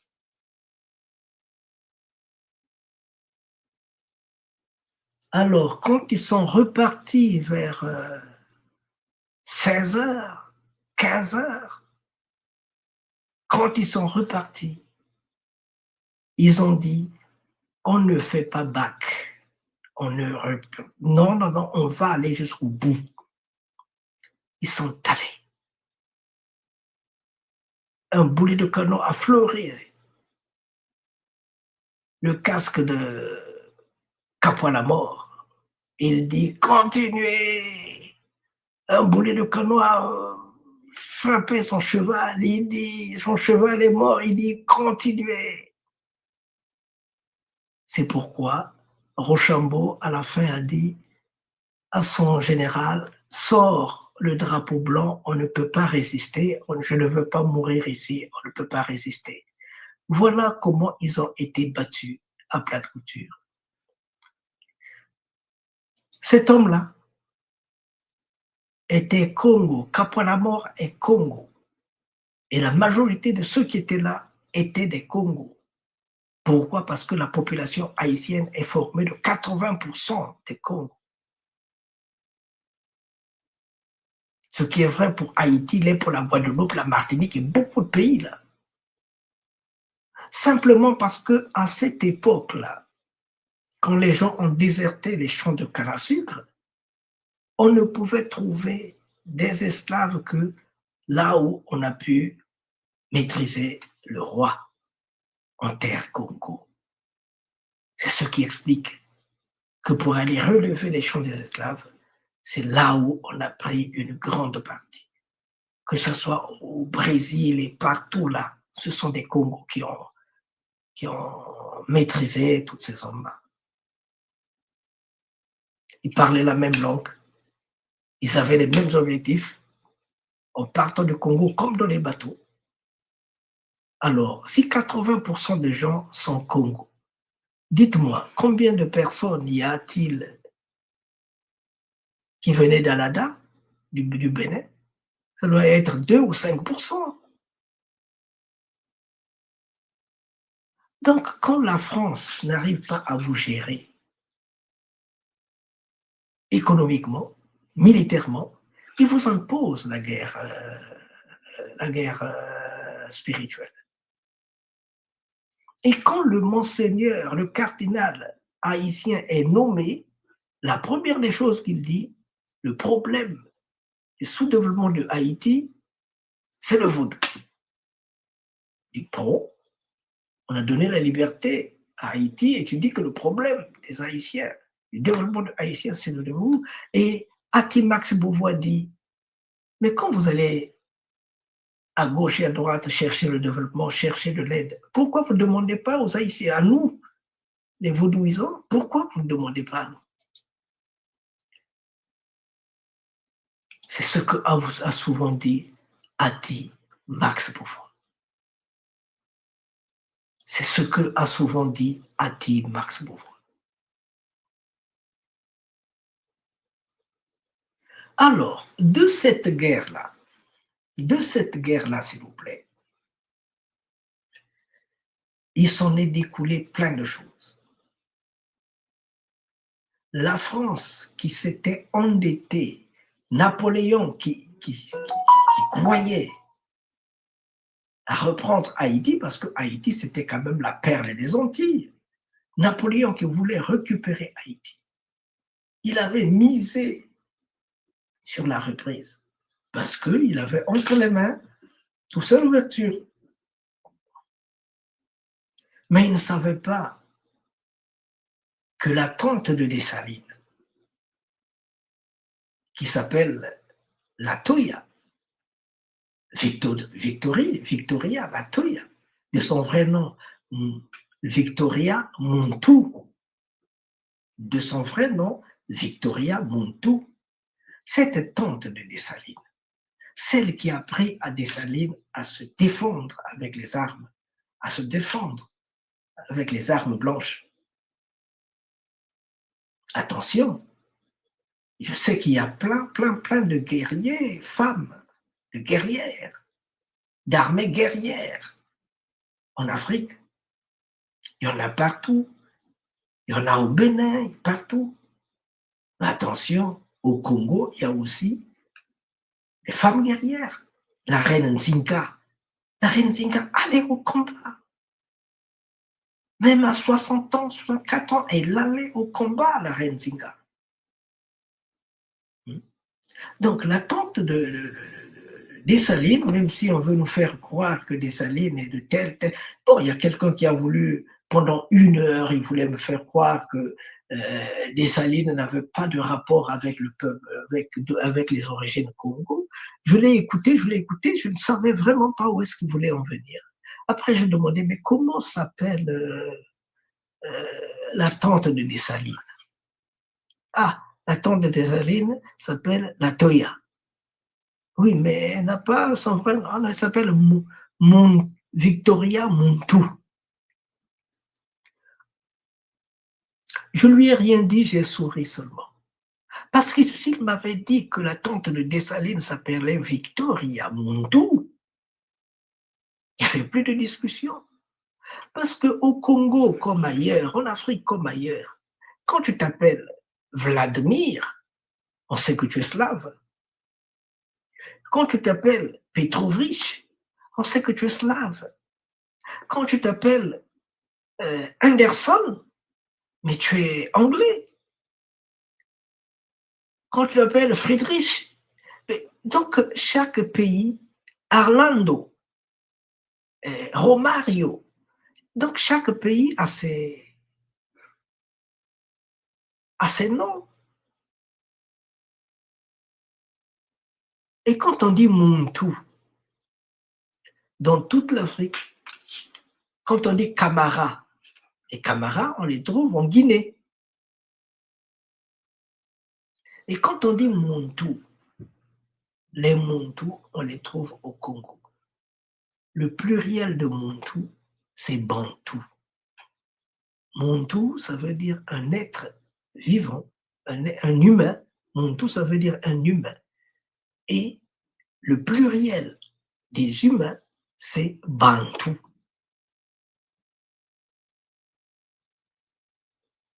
Maintenant, allez me dire si la tante de Dessalines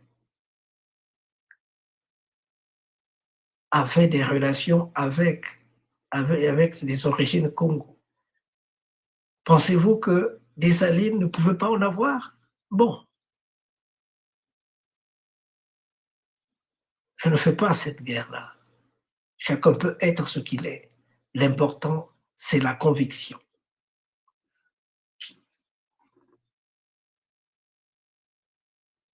Si bien que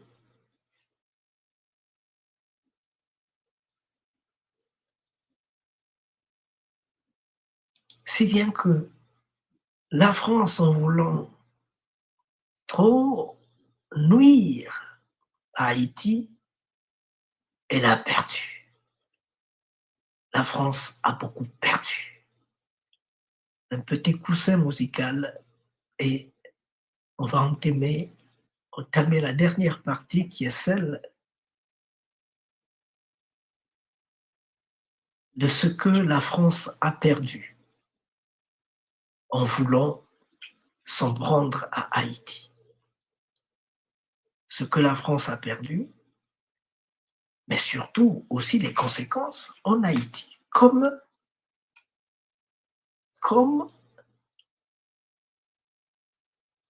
en terre Congo, dans les Amériques comme en terre Congo.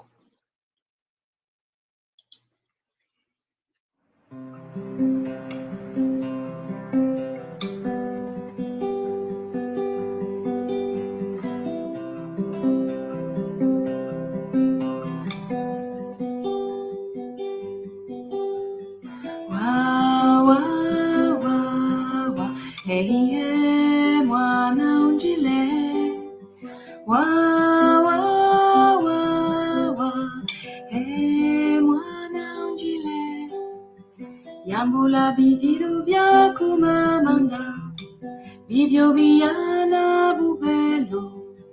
Yambula bidirubia kuta atanda, bibio biana tie iwo iwo.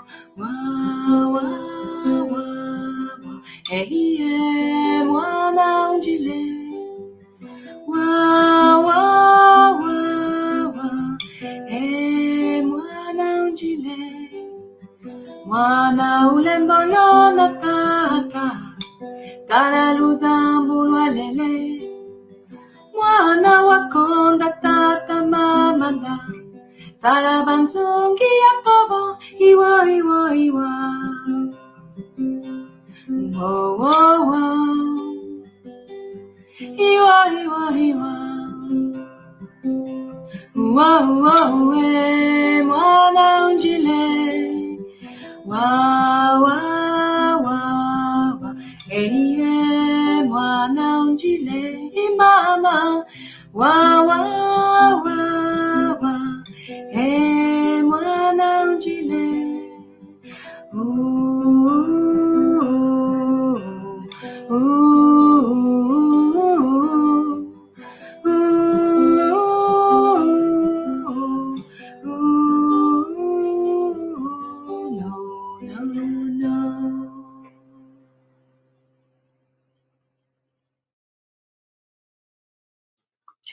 Voilà, s'il vous plaît, nous y sommes, nous y sommes, nous y sommes, nous y sommes. Alors, la France qui avait besoin, j'ai dit la France, je veux dire Napoléon Bonaparte, qui avait besoin de mettre Haïti sous ses ailes, de faire de Haïti un département de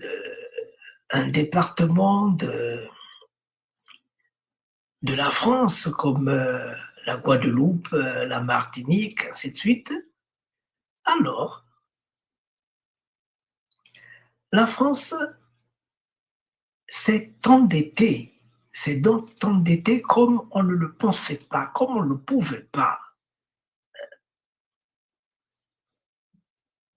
La France s'est endettée à tel point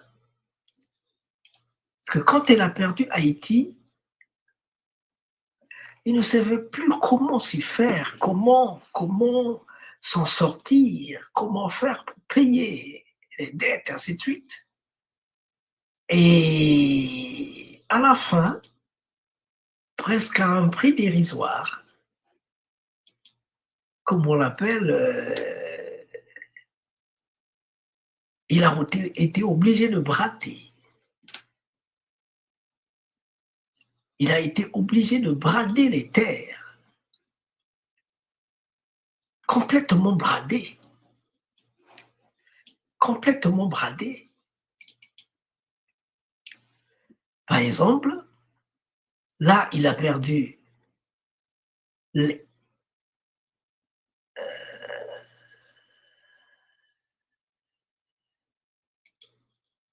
attention, ok. Donc, je disais qu'il a perdu 22% de territoire américain. Tout ce qui est en bleu là, tout ce qui est en bleu ici, bleu ciel, était français. Montagna, Dakota du Nord, Dakota du Sud, Illinois, Minnesota, Iowa, Missouri, Arkansas, Oklahoma, Kansas, Nebraska, Colorado,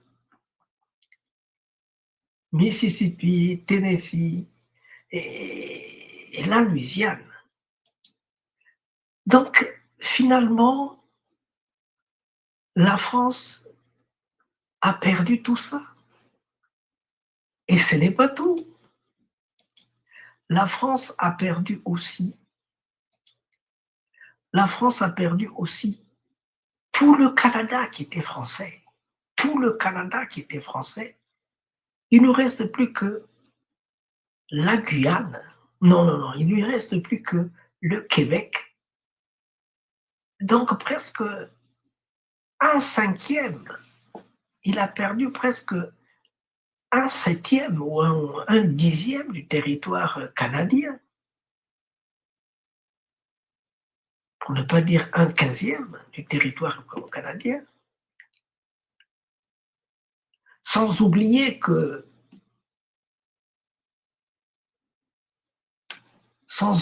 les îles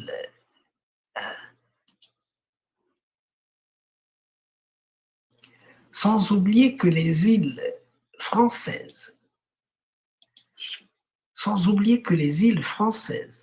je veux parler de Saint-Domingue, qui était une île française, devenue espagnole, Saint-Martin, et plein de îles qu'ils ont perdues. Ils ont perdu aussi dans l'océan Indien. Et naturellement, ils ont perdu. C'était la première puissance dans cette époque-là. Et la France est devenue toute petite. Je ne veux pas dire que les périodes se ressemblent parce que ce que je suis en train de voir en France maintenant, ça pourra aboutir à cela. Donc la France, qui était presque la plus grande puissance, est réduite à presque rien.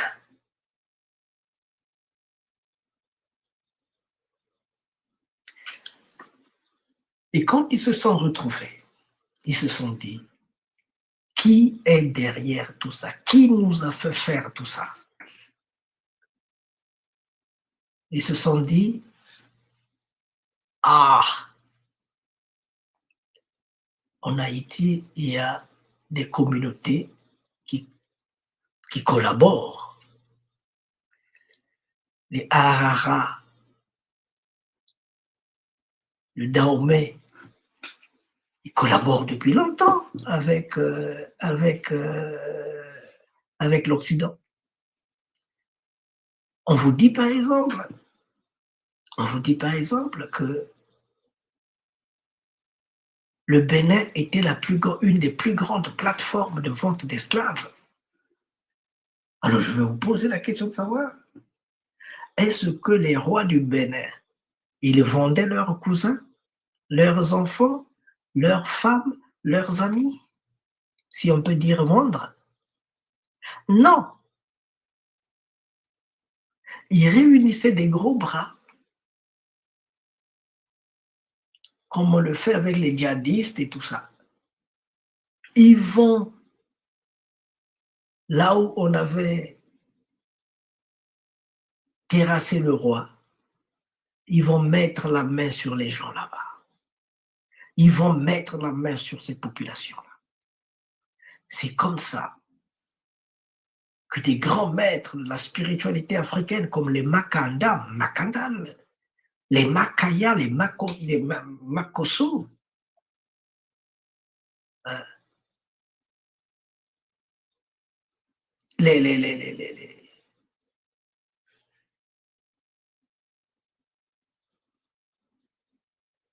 comment on l'appelle, les Nganga Zumba se sont retrouvés en Amérique, au Brésil.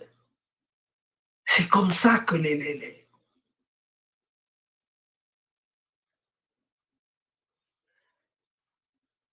Yangas se sont retrouvés de l'autre côté. Et une fois arrivés sur le terrain, ils ont montré que c'était pas n'importe quoi. Que c'est des gens qui étaient bien formés, qui avaient une bonne base, qui pouvaient se défendre.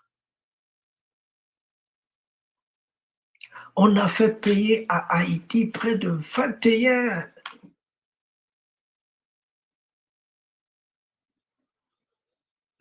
milliards de dollars. Non, de francs or à cette époque-là.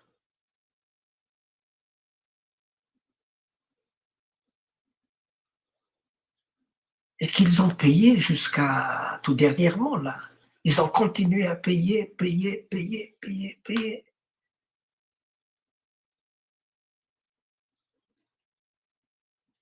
Mais ça ne s'est pas arrêté là. Les Haïtiens ne savent pas ce que les Congos, les Sundis vivent en terre Congo. Les Haïtiens ne le savent pas.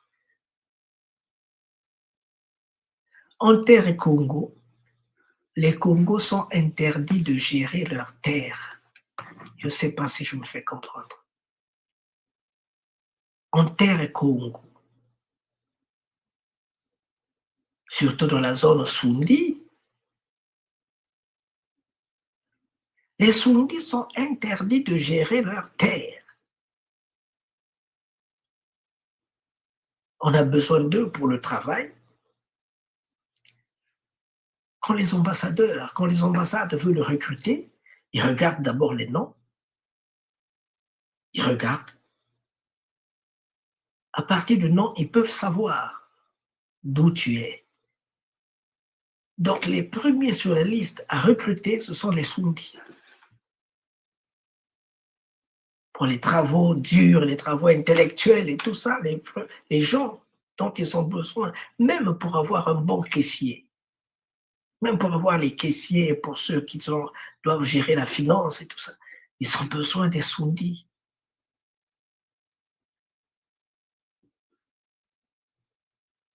Mais pas pour les élections, pour gérer le pouvoir, non. Ils ne veulent pas d'eux pour gérer le pouvoir. Ils ont besoin des gens qui vont lui faciliter leur facilité. Hein? Le pétrole, oui, venez prendre. L'or, oui, venez prendre. Il me suffit de me donner le fouet pour que je me mette à chicoter mes frères, à chicoter les Soundis, pour les faire travailler. Parce qu'on les fait travailler, mais pour les payer, on ne veut pas les payer au prix fort. Un autre exemple. Un des plus grands barrages d'Afrique s'appelle le barrage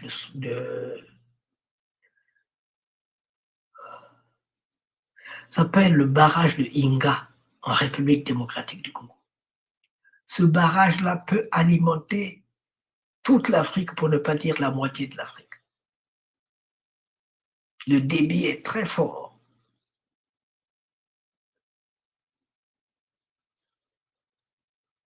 Le barrage hydroélectrique, quand il a commencé à fonctionner, sur 600 km de Inda, le premier point de chute est Kinshasa. Et puis après, c'est reparti dans tout le monde, au nord de la RDC, jusqu'en Égypte, partout. Non, là c'est normal.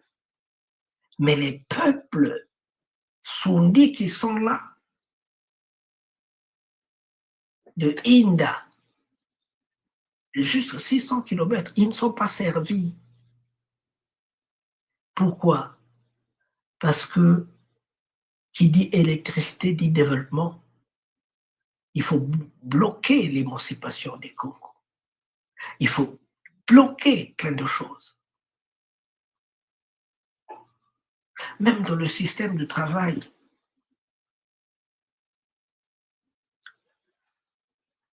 Les Soundis sont pénalisés. Si bien que quand vous allez compter le nombre des exilés congolais, les Soundis sont les plus nombreux. Allez-y à Paris, ailleurs, vous allez les trouver partout. Les Soundis sont les plus nombreux. Pourquoi? Parce que on ne les laisse pas gérer les choses dans leur pays. Pourquoi? Parce que on met au pouvoir des gens qui gèrent brutalement les choses du pays. Naturellement, ça empêche le développement. Mais tant que ça ne va pas, tant que le sous-développement ne va pas empêcher l'or, le diamant, le cuivre d'aller à Paris, c'est pas grave, faites tout ce que vous voulez. Voilà ce qui se passe. Si bien que, pour revenir au Moussoundi,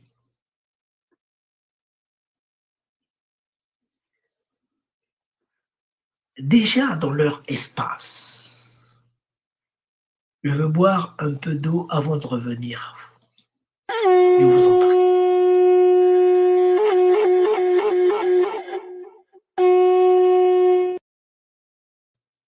Cette musique que je vous mets, c'est la musique du Pétrolemba, la musique de la spiritualité Moussoundi. Cette musique est saccadée. Elle est tellement saccadée qu'elle vous permet de vibrer et de rentrer en transe et de rentrer en communion avec le spirit. C'est la même musique que le Pétrolemba en Haïti.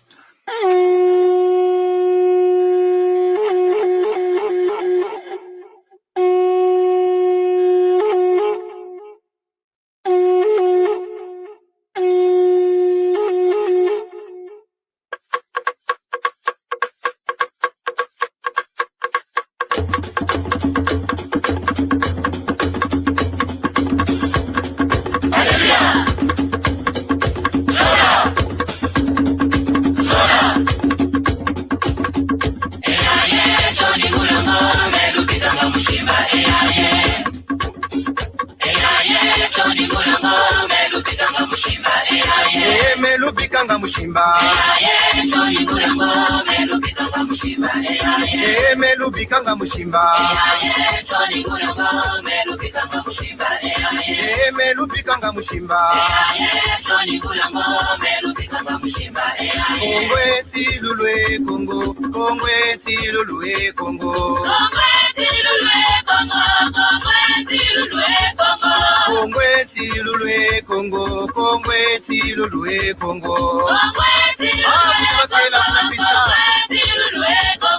kongwe rata machua ya kongo kongwe rata makoko kongo kalumonandi wonge balabandi lumonandi wonge sambileno kalumonandi wonge balabandi lumonandi wonge sambile kalumonandi wonge balabandi lumonandi wonge lusambile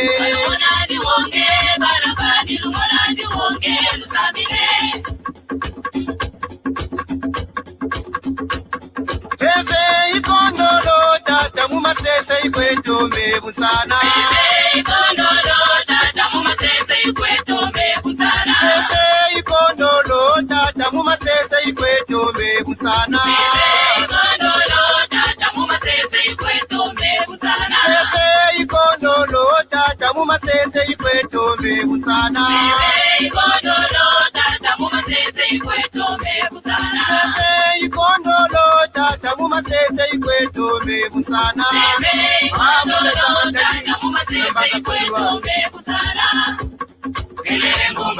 Bijulube bunsana bijulube bunsana balabani balabani twendenwe tijatenwe twendenwe mekana sale muzila banzao mekana sale ya mekana sale muzila banzauta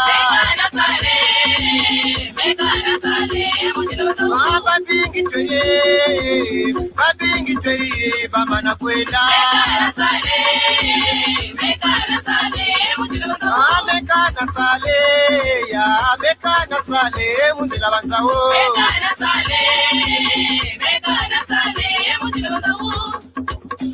Data lupasa, data let, data chobagana, data bat kuna tinkala ya bat, kulubika pele. Onga bori kuluke mubebe. Onga bori kuluke mubebe. Onga na beta bori kuluka mubebe. Onga bori kuluke mubebe. Esa bile no bale kwenu mulusamolo. Onga bori kuluke mubebe. Onga na beta bori kuluka mubebe. Onga bori kuluke mubebe. Ajetolo bala tukwenda kuna tetolo. Onga bori kuluke mubebe. Kata kugu isatela kokori wasisa. Onga bori kuluke mubebe. Akera kinzozi yake tata kiuni. Onga bori kuluke mubebe. Abebera beto kongo tabira kuluka. Onga bori kuluke mubebe. Bana banye lutoma samila mukimino. Onga bori kuluke mubebe. Isa kitwadi tulomele kukongo. Onga bori kuluke mubebe. Muta bakela, muta mwanda nsemilongi ya Kongo, muta mboko, muta ngusu, muta makundu, muta Justin, muta njala, muta masengo mambongolo, le père Casimir Mukuba, le père Christian Mbuku, muta Simeon Lubayi, Unambaza Mputu, muta Serge Kinwani, le bon berger, Mouta Patrick, Mouta Michel Milandu, Mouta Masengo Anise, Tata Kubemba na Tata Vicky, Yenge Kienwe.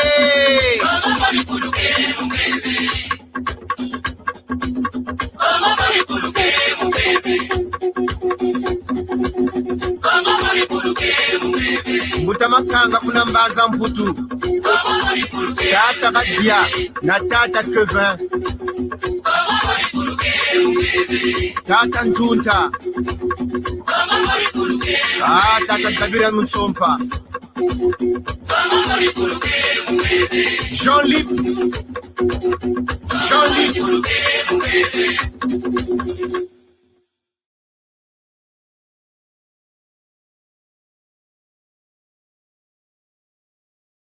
Voilà, donc je disais, disons que ça commence à un peu peser sur les épaules. Il faut qu'on prenne un peu beaucoup plus d'énergie, sauf pour aller de l'avant. Mais je voulais dire que, un peu pour conclure cette partie, je voulais dire que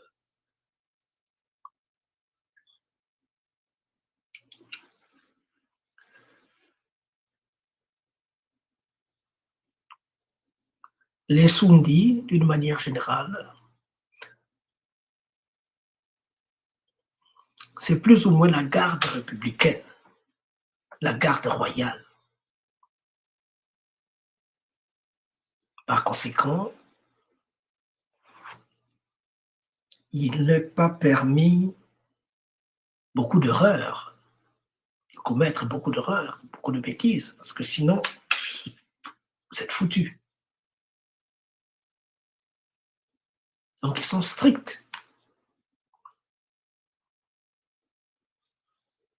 C'est presque un régime militaire, d'une manière générale dans le pays. Vous avez vu que le roi n'a pas hésité de faire enterrer sa mère, parce que la loi le disait. Enterrer vivante sa mère. La loi l'exigeait. Il savait accepter. Et la mère a consenti aussi. Ben, j'ai faussé, je dois être puni. Ces hommes-là, ce n'est pas des gens, quand il te dit une chose, il ne recule pas. Quand il dit oui, il a dit oui. Quand il dit non, il a dit non.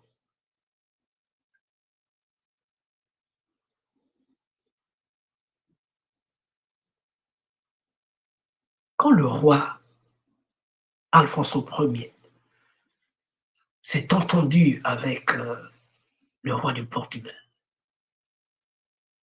et que les rois du Portugal, au lieu de faire ce qu'ils devaient faire, ils sont liés dans le commerce des esclaves. Il a écrit de sa main, il a écrit au roi pour lui dire que le Congo n'a pas besoin de ça.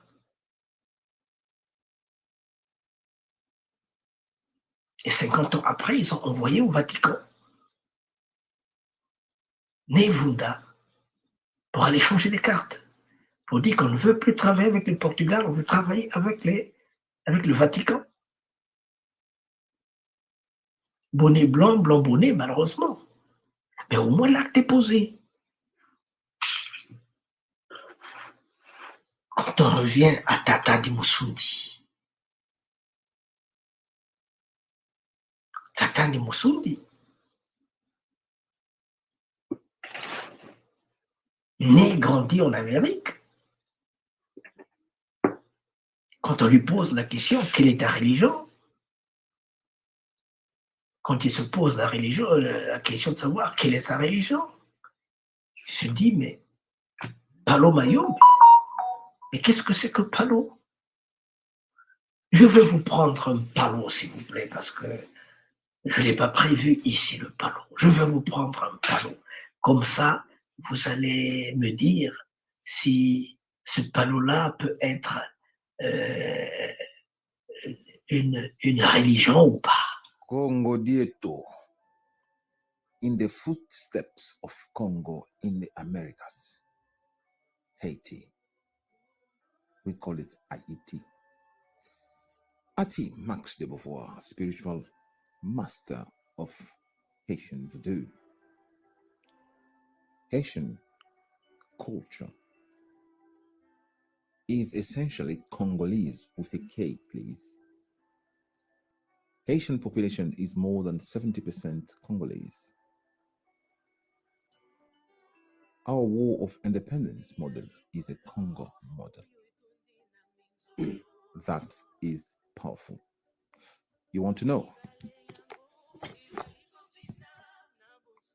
A book that every black person should have, from the Congo point of view, by ne ma singo ma bongo. This book is not a book. It is different from conventional text and so on. So you need to read it for yourself. Make us proud. Let's reconnect to the K energy. Remember, consciousness is primary. Matters is secondary. We need to talk. Another word is possible. ISBN. Voilà. Revenons à nos moutons.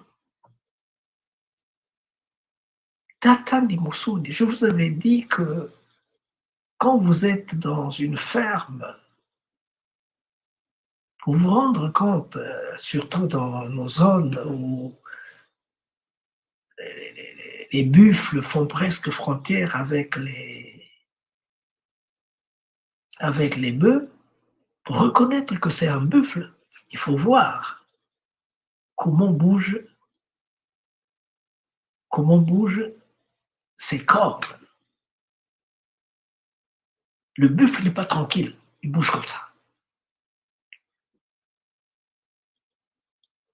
Donc quand tu dis une chose à un Moussoudi, il le conçoit, il le réfléchit à sa manière et il te dit, ça là, ce cure-dent-là, cette brindille-là est aussi un palo. Donc ma religion à moi est palo.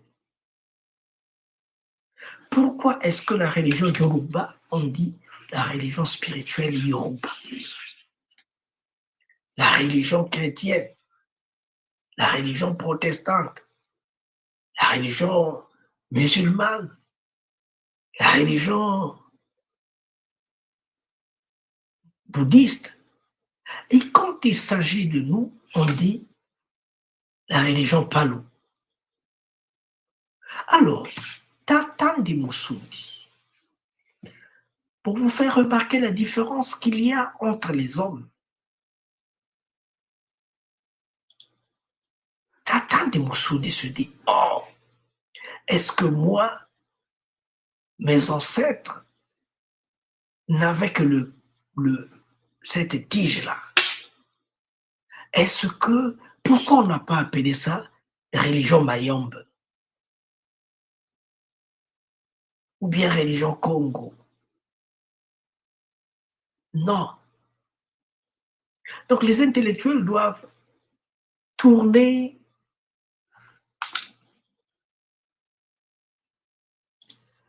les intellectuels doivent tourner 7 fois la langue dans leur bouche avant de dire une chose, avant de concevoir une chose, avant d'accepter une chose. Ils doivent réfléchir. Lui se dit, est-ce que ma religion ne peut être que ça?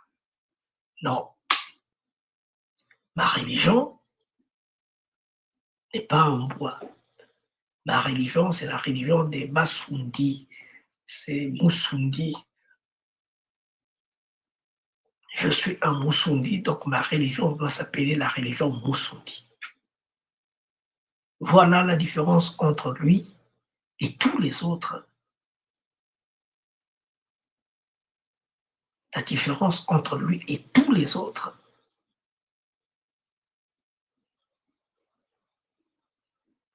Donc quand vous prenez des gens comme ceux-là, des gens intellectuels, des fins diplomates, déjà en 1508, ils avaient des fins diplomates. Le fils du roi enseignait latin à Lisbonne. Et dans son école, il n'était pas seul, ils étaient nombreux.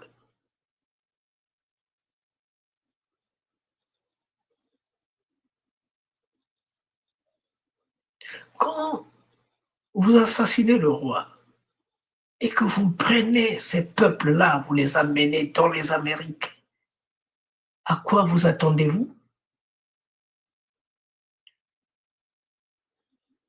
Ils vous ont fait ce qu'ils savent faire.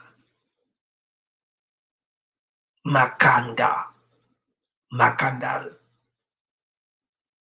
Il a brûlé les plantations pendant 1 mois. Le feu a pris pendant 1 mois. Tu pouvais ramasser l'aiguille par terre à minuit. Ça brûlait partout. Il a empoisonné. Il a saccagé. Il a dit, libérez mon peuple.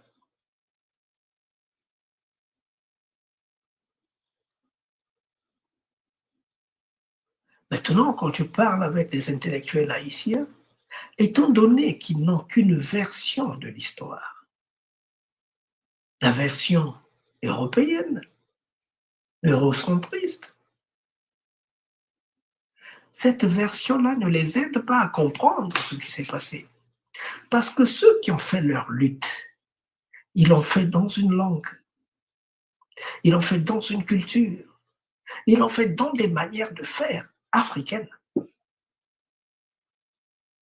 Il faut donc aller étudier l'histoire de Makandal en Afrique pour comprendre ce que Makandal a eu à faire. Il faut comprendre les protocoles d'accord, tout ce que eux ils ont eu avec les Africains de l'autre côté pour essayer d'expliquer ce qui s'est passé. Le nom Congo, pourquoi les Congos ont dit non?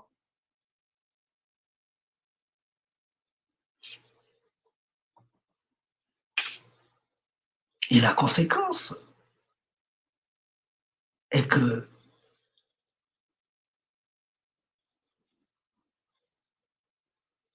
Marie-France Massembo, la Guadeloupéenne, que j'ai invitée au Congo en 1994, a dit « Chez lui, tu peux être tout, sauf avoir la peau noire, les cheveux crépus, et surtout réclamer d'être originaire des terres Congo. » Alors là, vraiment,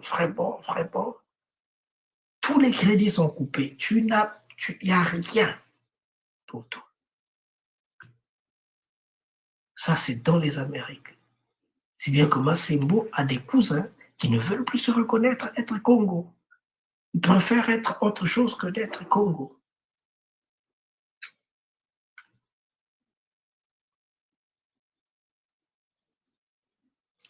Et quand vous allez dans une préfecture, vous allez voir, en France par exemple, que le Martiniquais,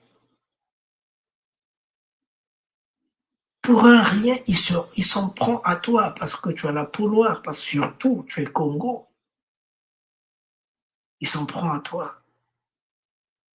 Et même l'Européen, je dis, mais qu'est-ce qu'il a fait de mal? Parce que dans sa tête, vous nous avez vendus. Pauvre de lui, il ne connaît pas ce qui s'est passé là-bas. Il ne sait pas qu'il y a eu des rois qui ont lutté, qui ont été décapités. Il ne connaît pas ça. Donc, dans nos études, dans nos processus scolaires, quand vous arrivez à la licence, s'il vous plaît, allez chercher vos connaissances là où vous pouvez. Parce qu'après, vous vous imbriquez dans des chemins sans issue. Vous ne pouvez plus revenir. Vous serez parti trop loin pour revenir. Et finalement, plus intellectuellement on avance dans un mauvais chemin, dans une mauvaise logique, parce que cette logique-là, les Européens l'ont conçue pour que vous soyez, faites de la comptabilité et tout ça, et vous travaillez pour les Occidentaux, mais vous êtes en train de traverser la page pour arriver à la logique, pour arriver au raisonnement, pour arriver à l'orientation. Vous vous rendez compte que l'orientation sera fausse. Si bien que plus nous avons des intellectuels, et moins nos pays avancent. Allez voir nos pays. Nos parents qui avaient les CP niveau CM2, ils ont mieux géré nos pays que nous, qui sommes des diplômés.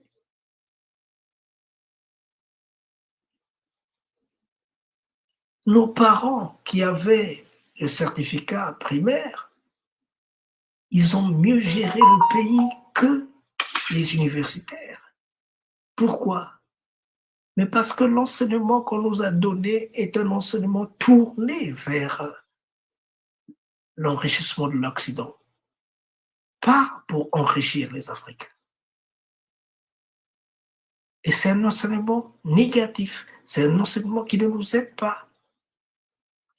Il faut qu'on reformule nos écoles, il faut qu'on refasse d'autres structures. Il faut qu'on crée des systèmes de développement. C'est pourquoi au Congo, il y avait les Lemba. Quand tu atteins un certain degré, on te fait rentrer au Lemba. Lemba, c'est une académie où vous apprenez à gérer. Tu peux être médecin, ingénieur, n'importe quoi. Quand tu rentres là pendant 6 mois, on t'apprend à gérer le monde des vivants et le monde des morts. Pendant 6 mois, on t'apprend ces choses-là. Et quand vous sortez de là, et qu'on mette la main dessus, qu'on vous amène en Haïti, mon œil, ils vont pleurer, ceux qui t'ont amené. Ils vont regretter de t'avoir amené, parce que tu n'es pas n'importe quoi. Donc, je pense que l'essentiel a été dit. L'essentiel a été dit. Je suis un peu fatigué aujourd'hui. La journée a été longue, il y a plein de problèmes aussi en Afrique, ainsi de suite. Donc je disais que nous avons terminé, au moins pour cette conférence. Nous allons terminer là, nous allons continuer notre soirée avec plein d'autres choses.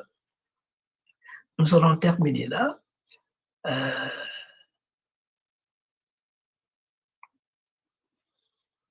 Il est temps qu'on sorte des écoles, qu'on sorte de nos universités, qu'on sorte de ce masque, de ce peau noire, masque blanc.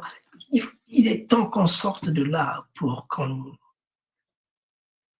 essaie de faire vibrer notre existence, pour qu'on essaie de faire parler notre spiritualité, notre être. Il est temps. Il est plus que temps. Essayez de jeter un coup d'œil ce qui se fait au Burkina Faso. Essayez de regarder.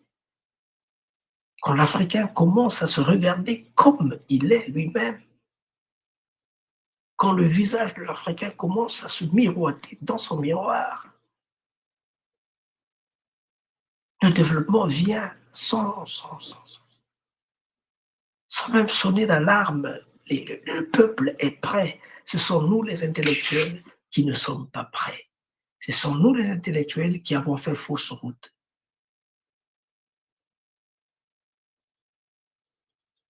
Faisons des efforts. Essayons d'africaniser nos connaissances. Essayons d'être nous-mêmes. Sinon, on est perdu à jamais. Tata Ndimusundi a voulu être lui-même. Tata Ndimusundi a voulu exprimer son être.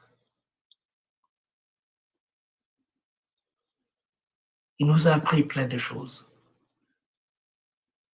On ne peut que le lui remercier. C'est donc terminé, c'est terminé pour aujourd'hui. C'est terminé. Ce que nous devions faire a été fait. Merci beaucoup, merci pour tous ceux qui nous ont suivis.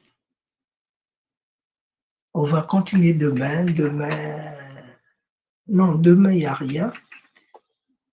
C'est plutôt... Demain, il n'y a rien. Demain, vendredi, il n'y a rien. C'est plutôt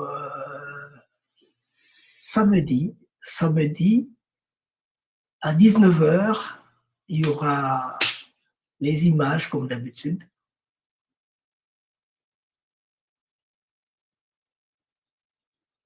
À 21h, Tata José nous présentera disons, la contribution des Musundi dans l'action logique, la liberté et l'indépendance. Le dimanche, il y aura des films et Massengo vous parlera du 10 juillet 2020, pose de la première pierre du royaume Sundi au Congo. On commence à parler à un royaume que nous voulons construire, un royaume spirituel, un royaume touristique, un royaume culturel, un royaume para-économique, un royaume à la Malakima Congo. C'est grave. C'est le dimanche. Et puis, nous avons toute la semaine prochaine. Jusqu'au 27. Toute la semaine prochaine jusqu'au lundi 27 décembre. Merci beaucoup et à très bientôt. On va continuer avec cette célébration de Tatandi Musundi. Tatandi Musundi. Tatandi Musundi. Recommence. Recommence.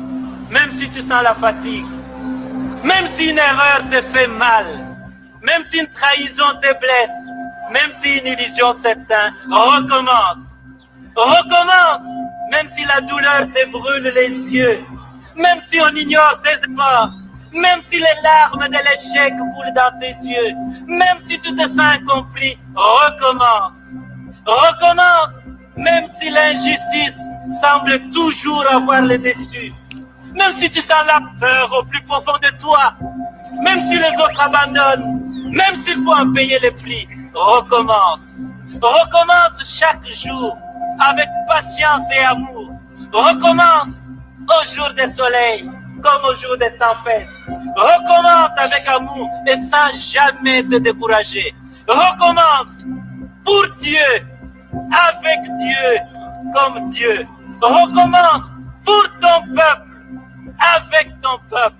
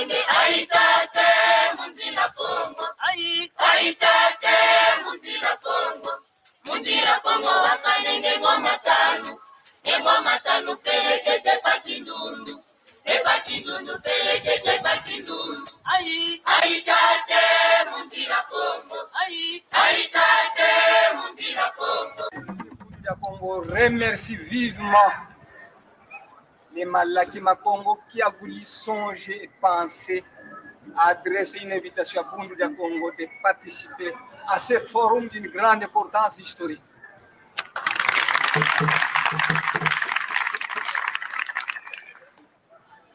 Longia Congo a dit un peuple qui perd sa langue et qui oublie sa culture ressemble à un arbre déraciné, tôt ou tard fanera.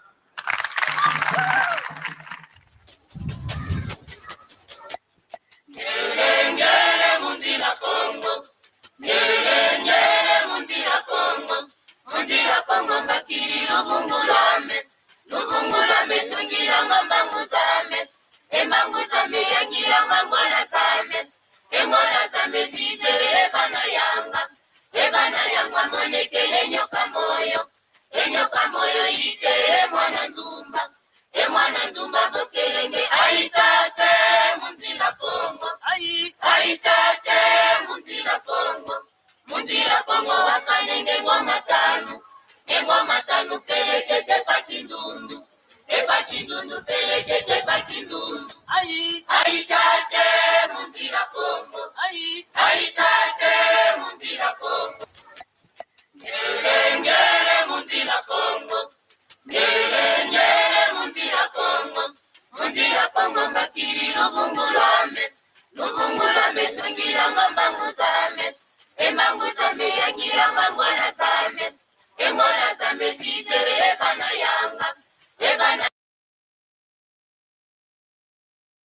Arrête de dire « I'm fine, thank you ».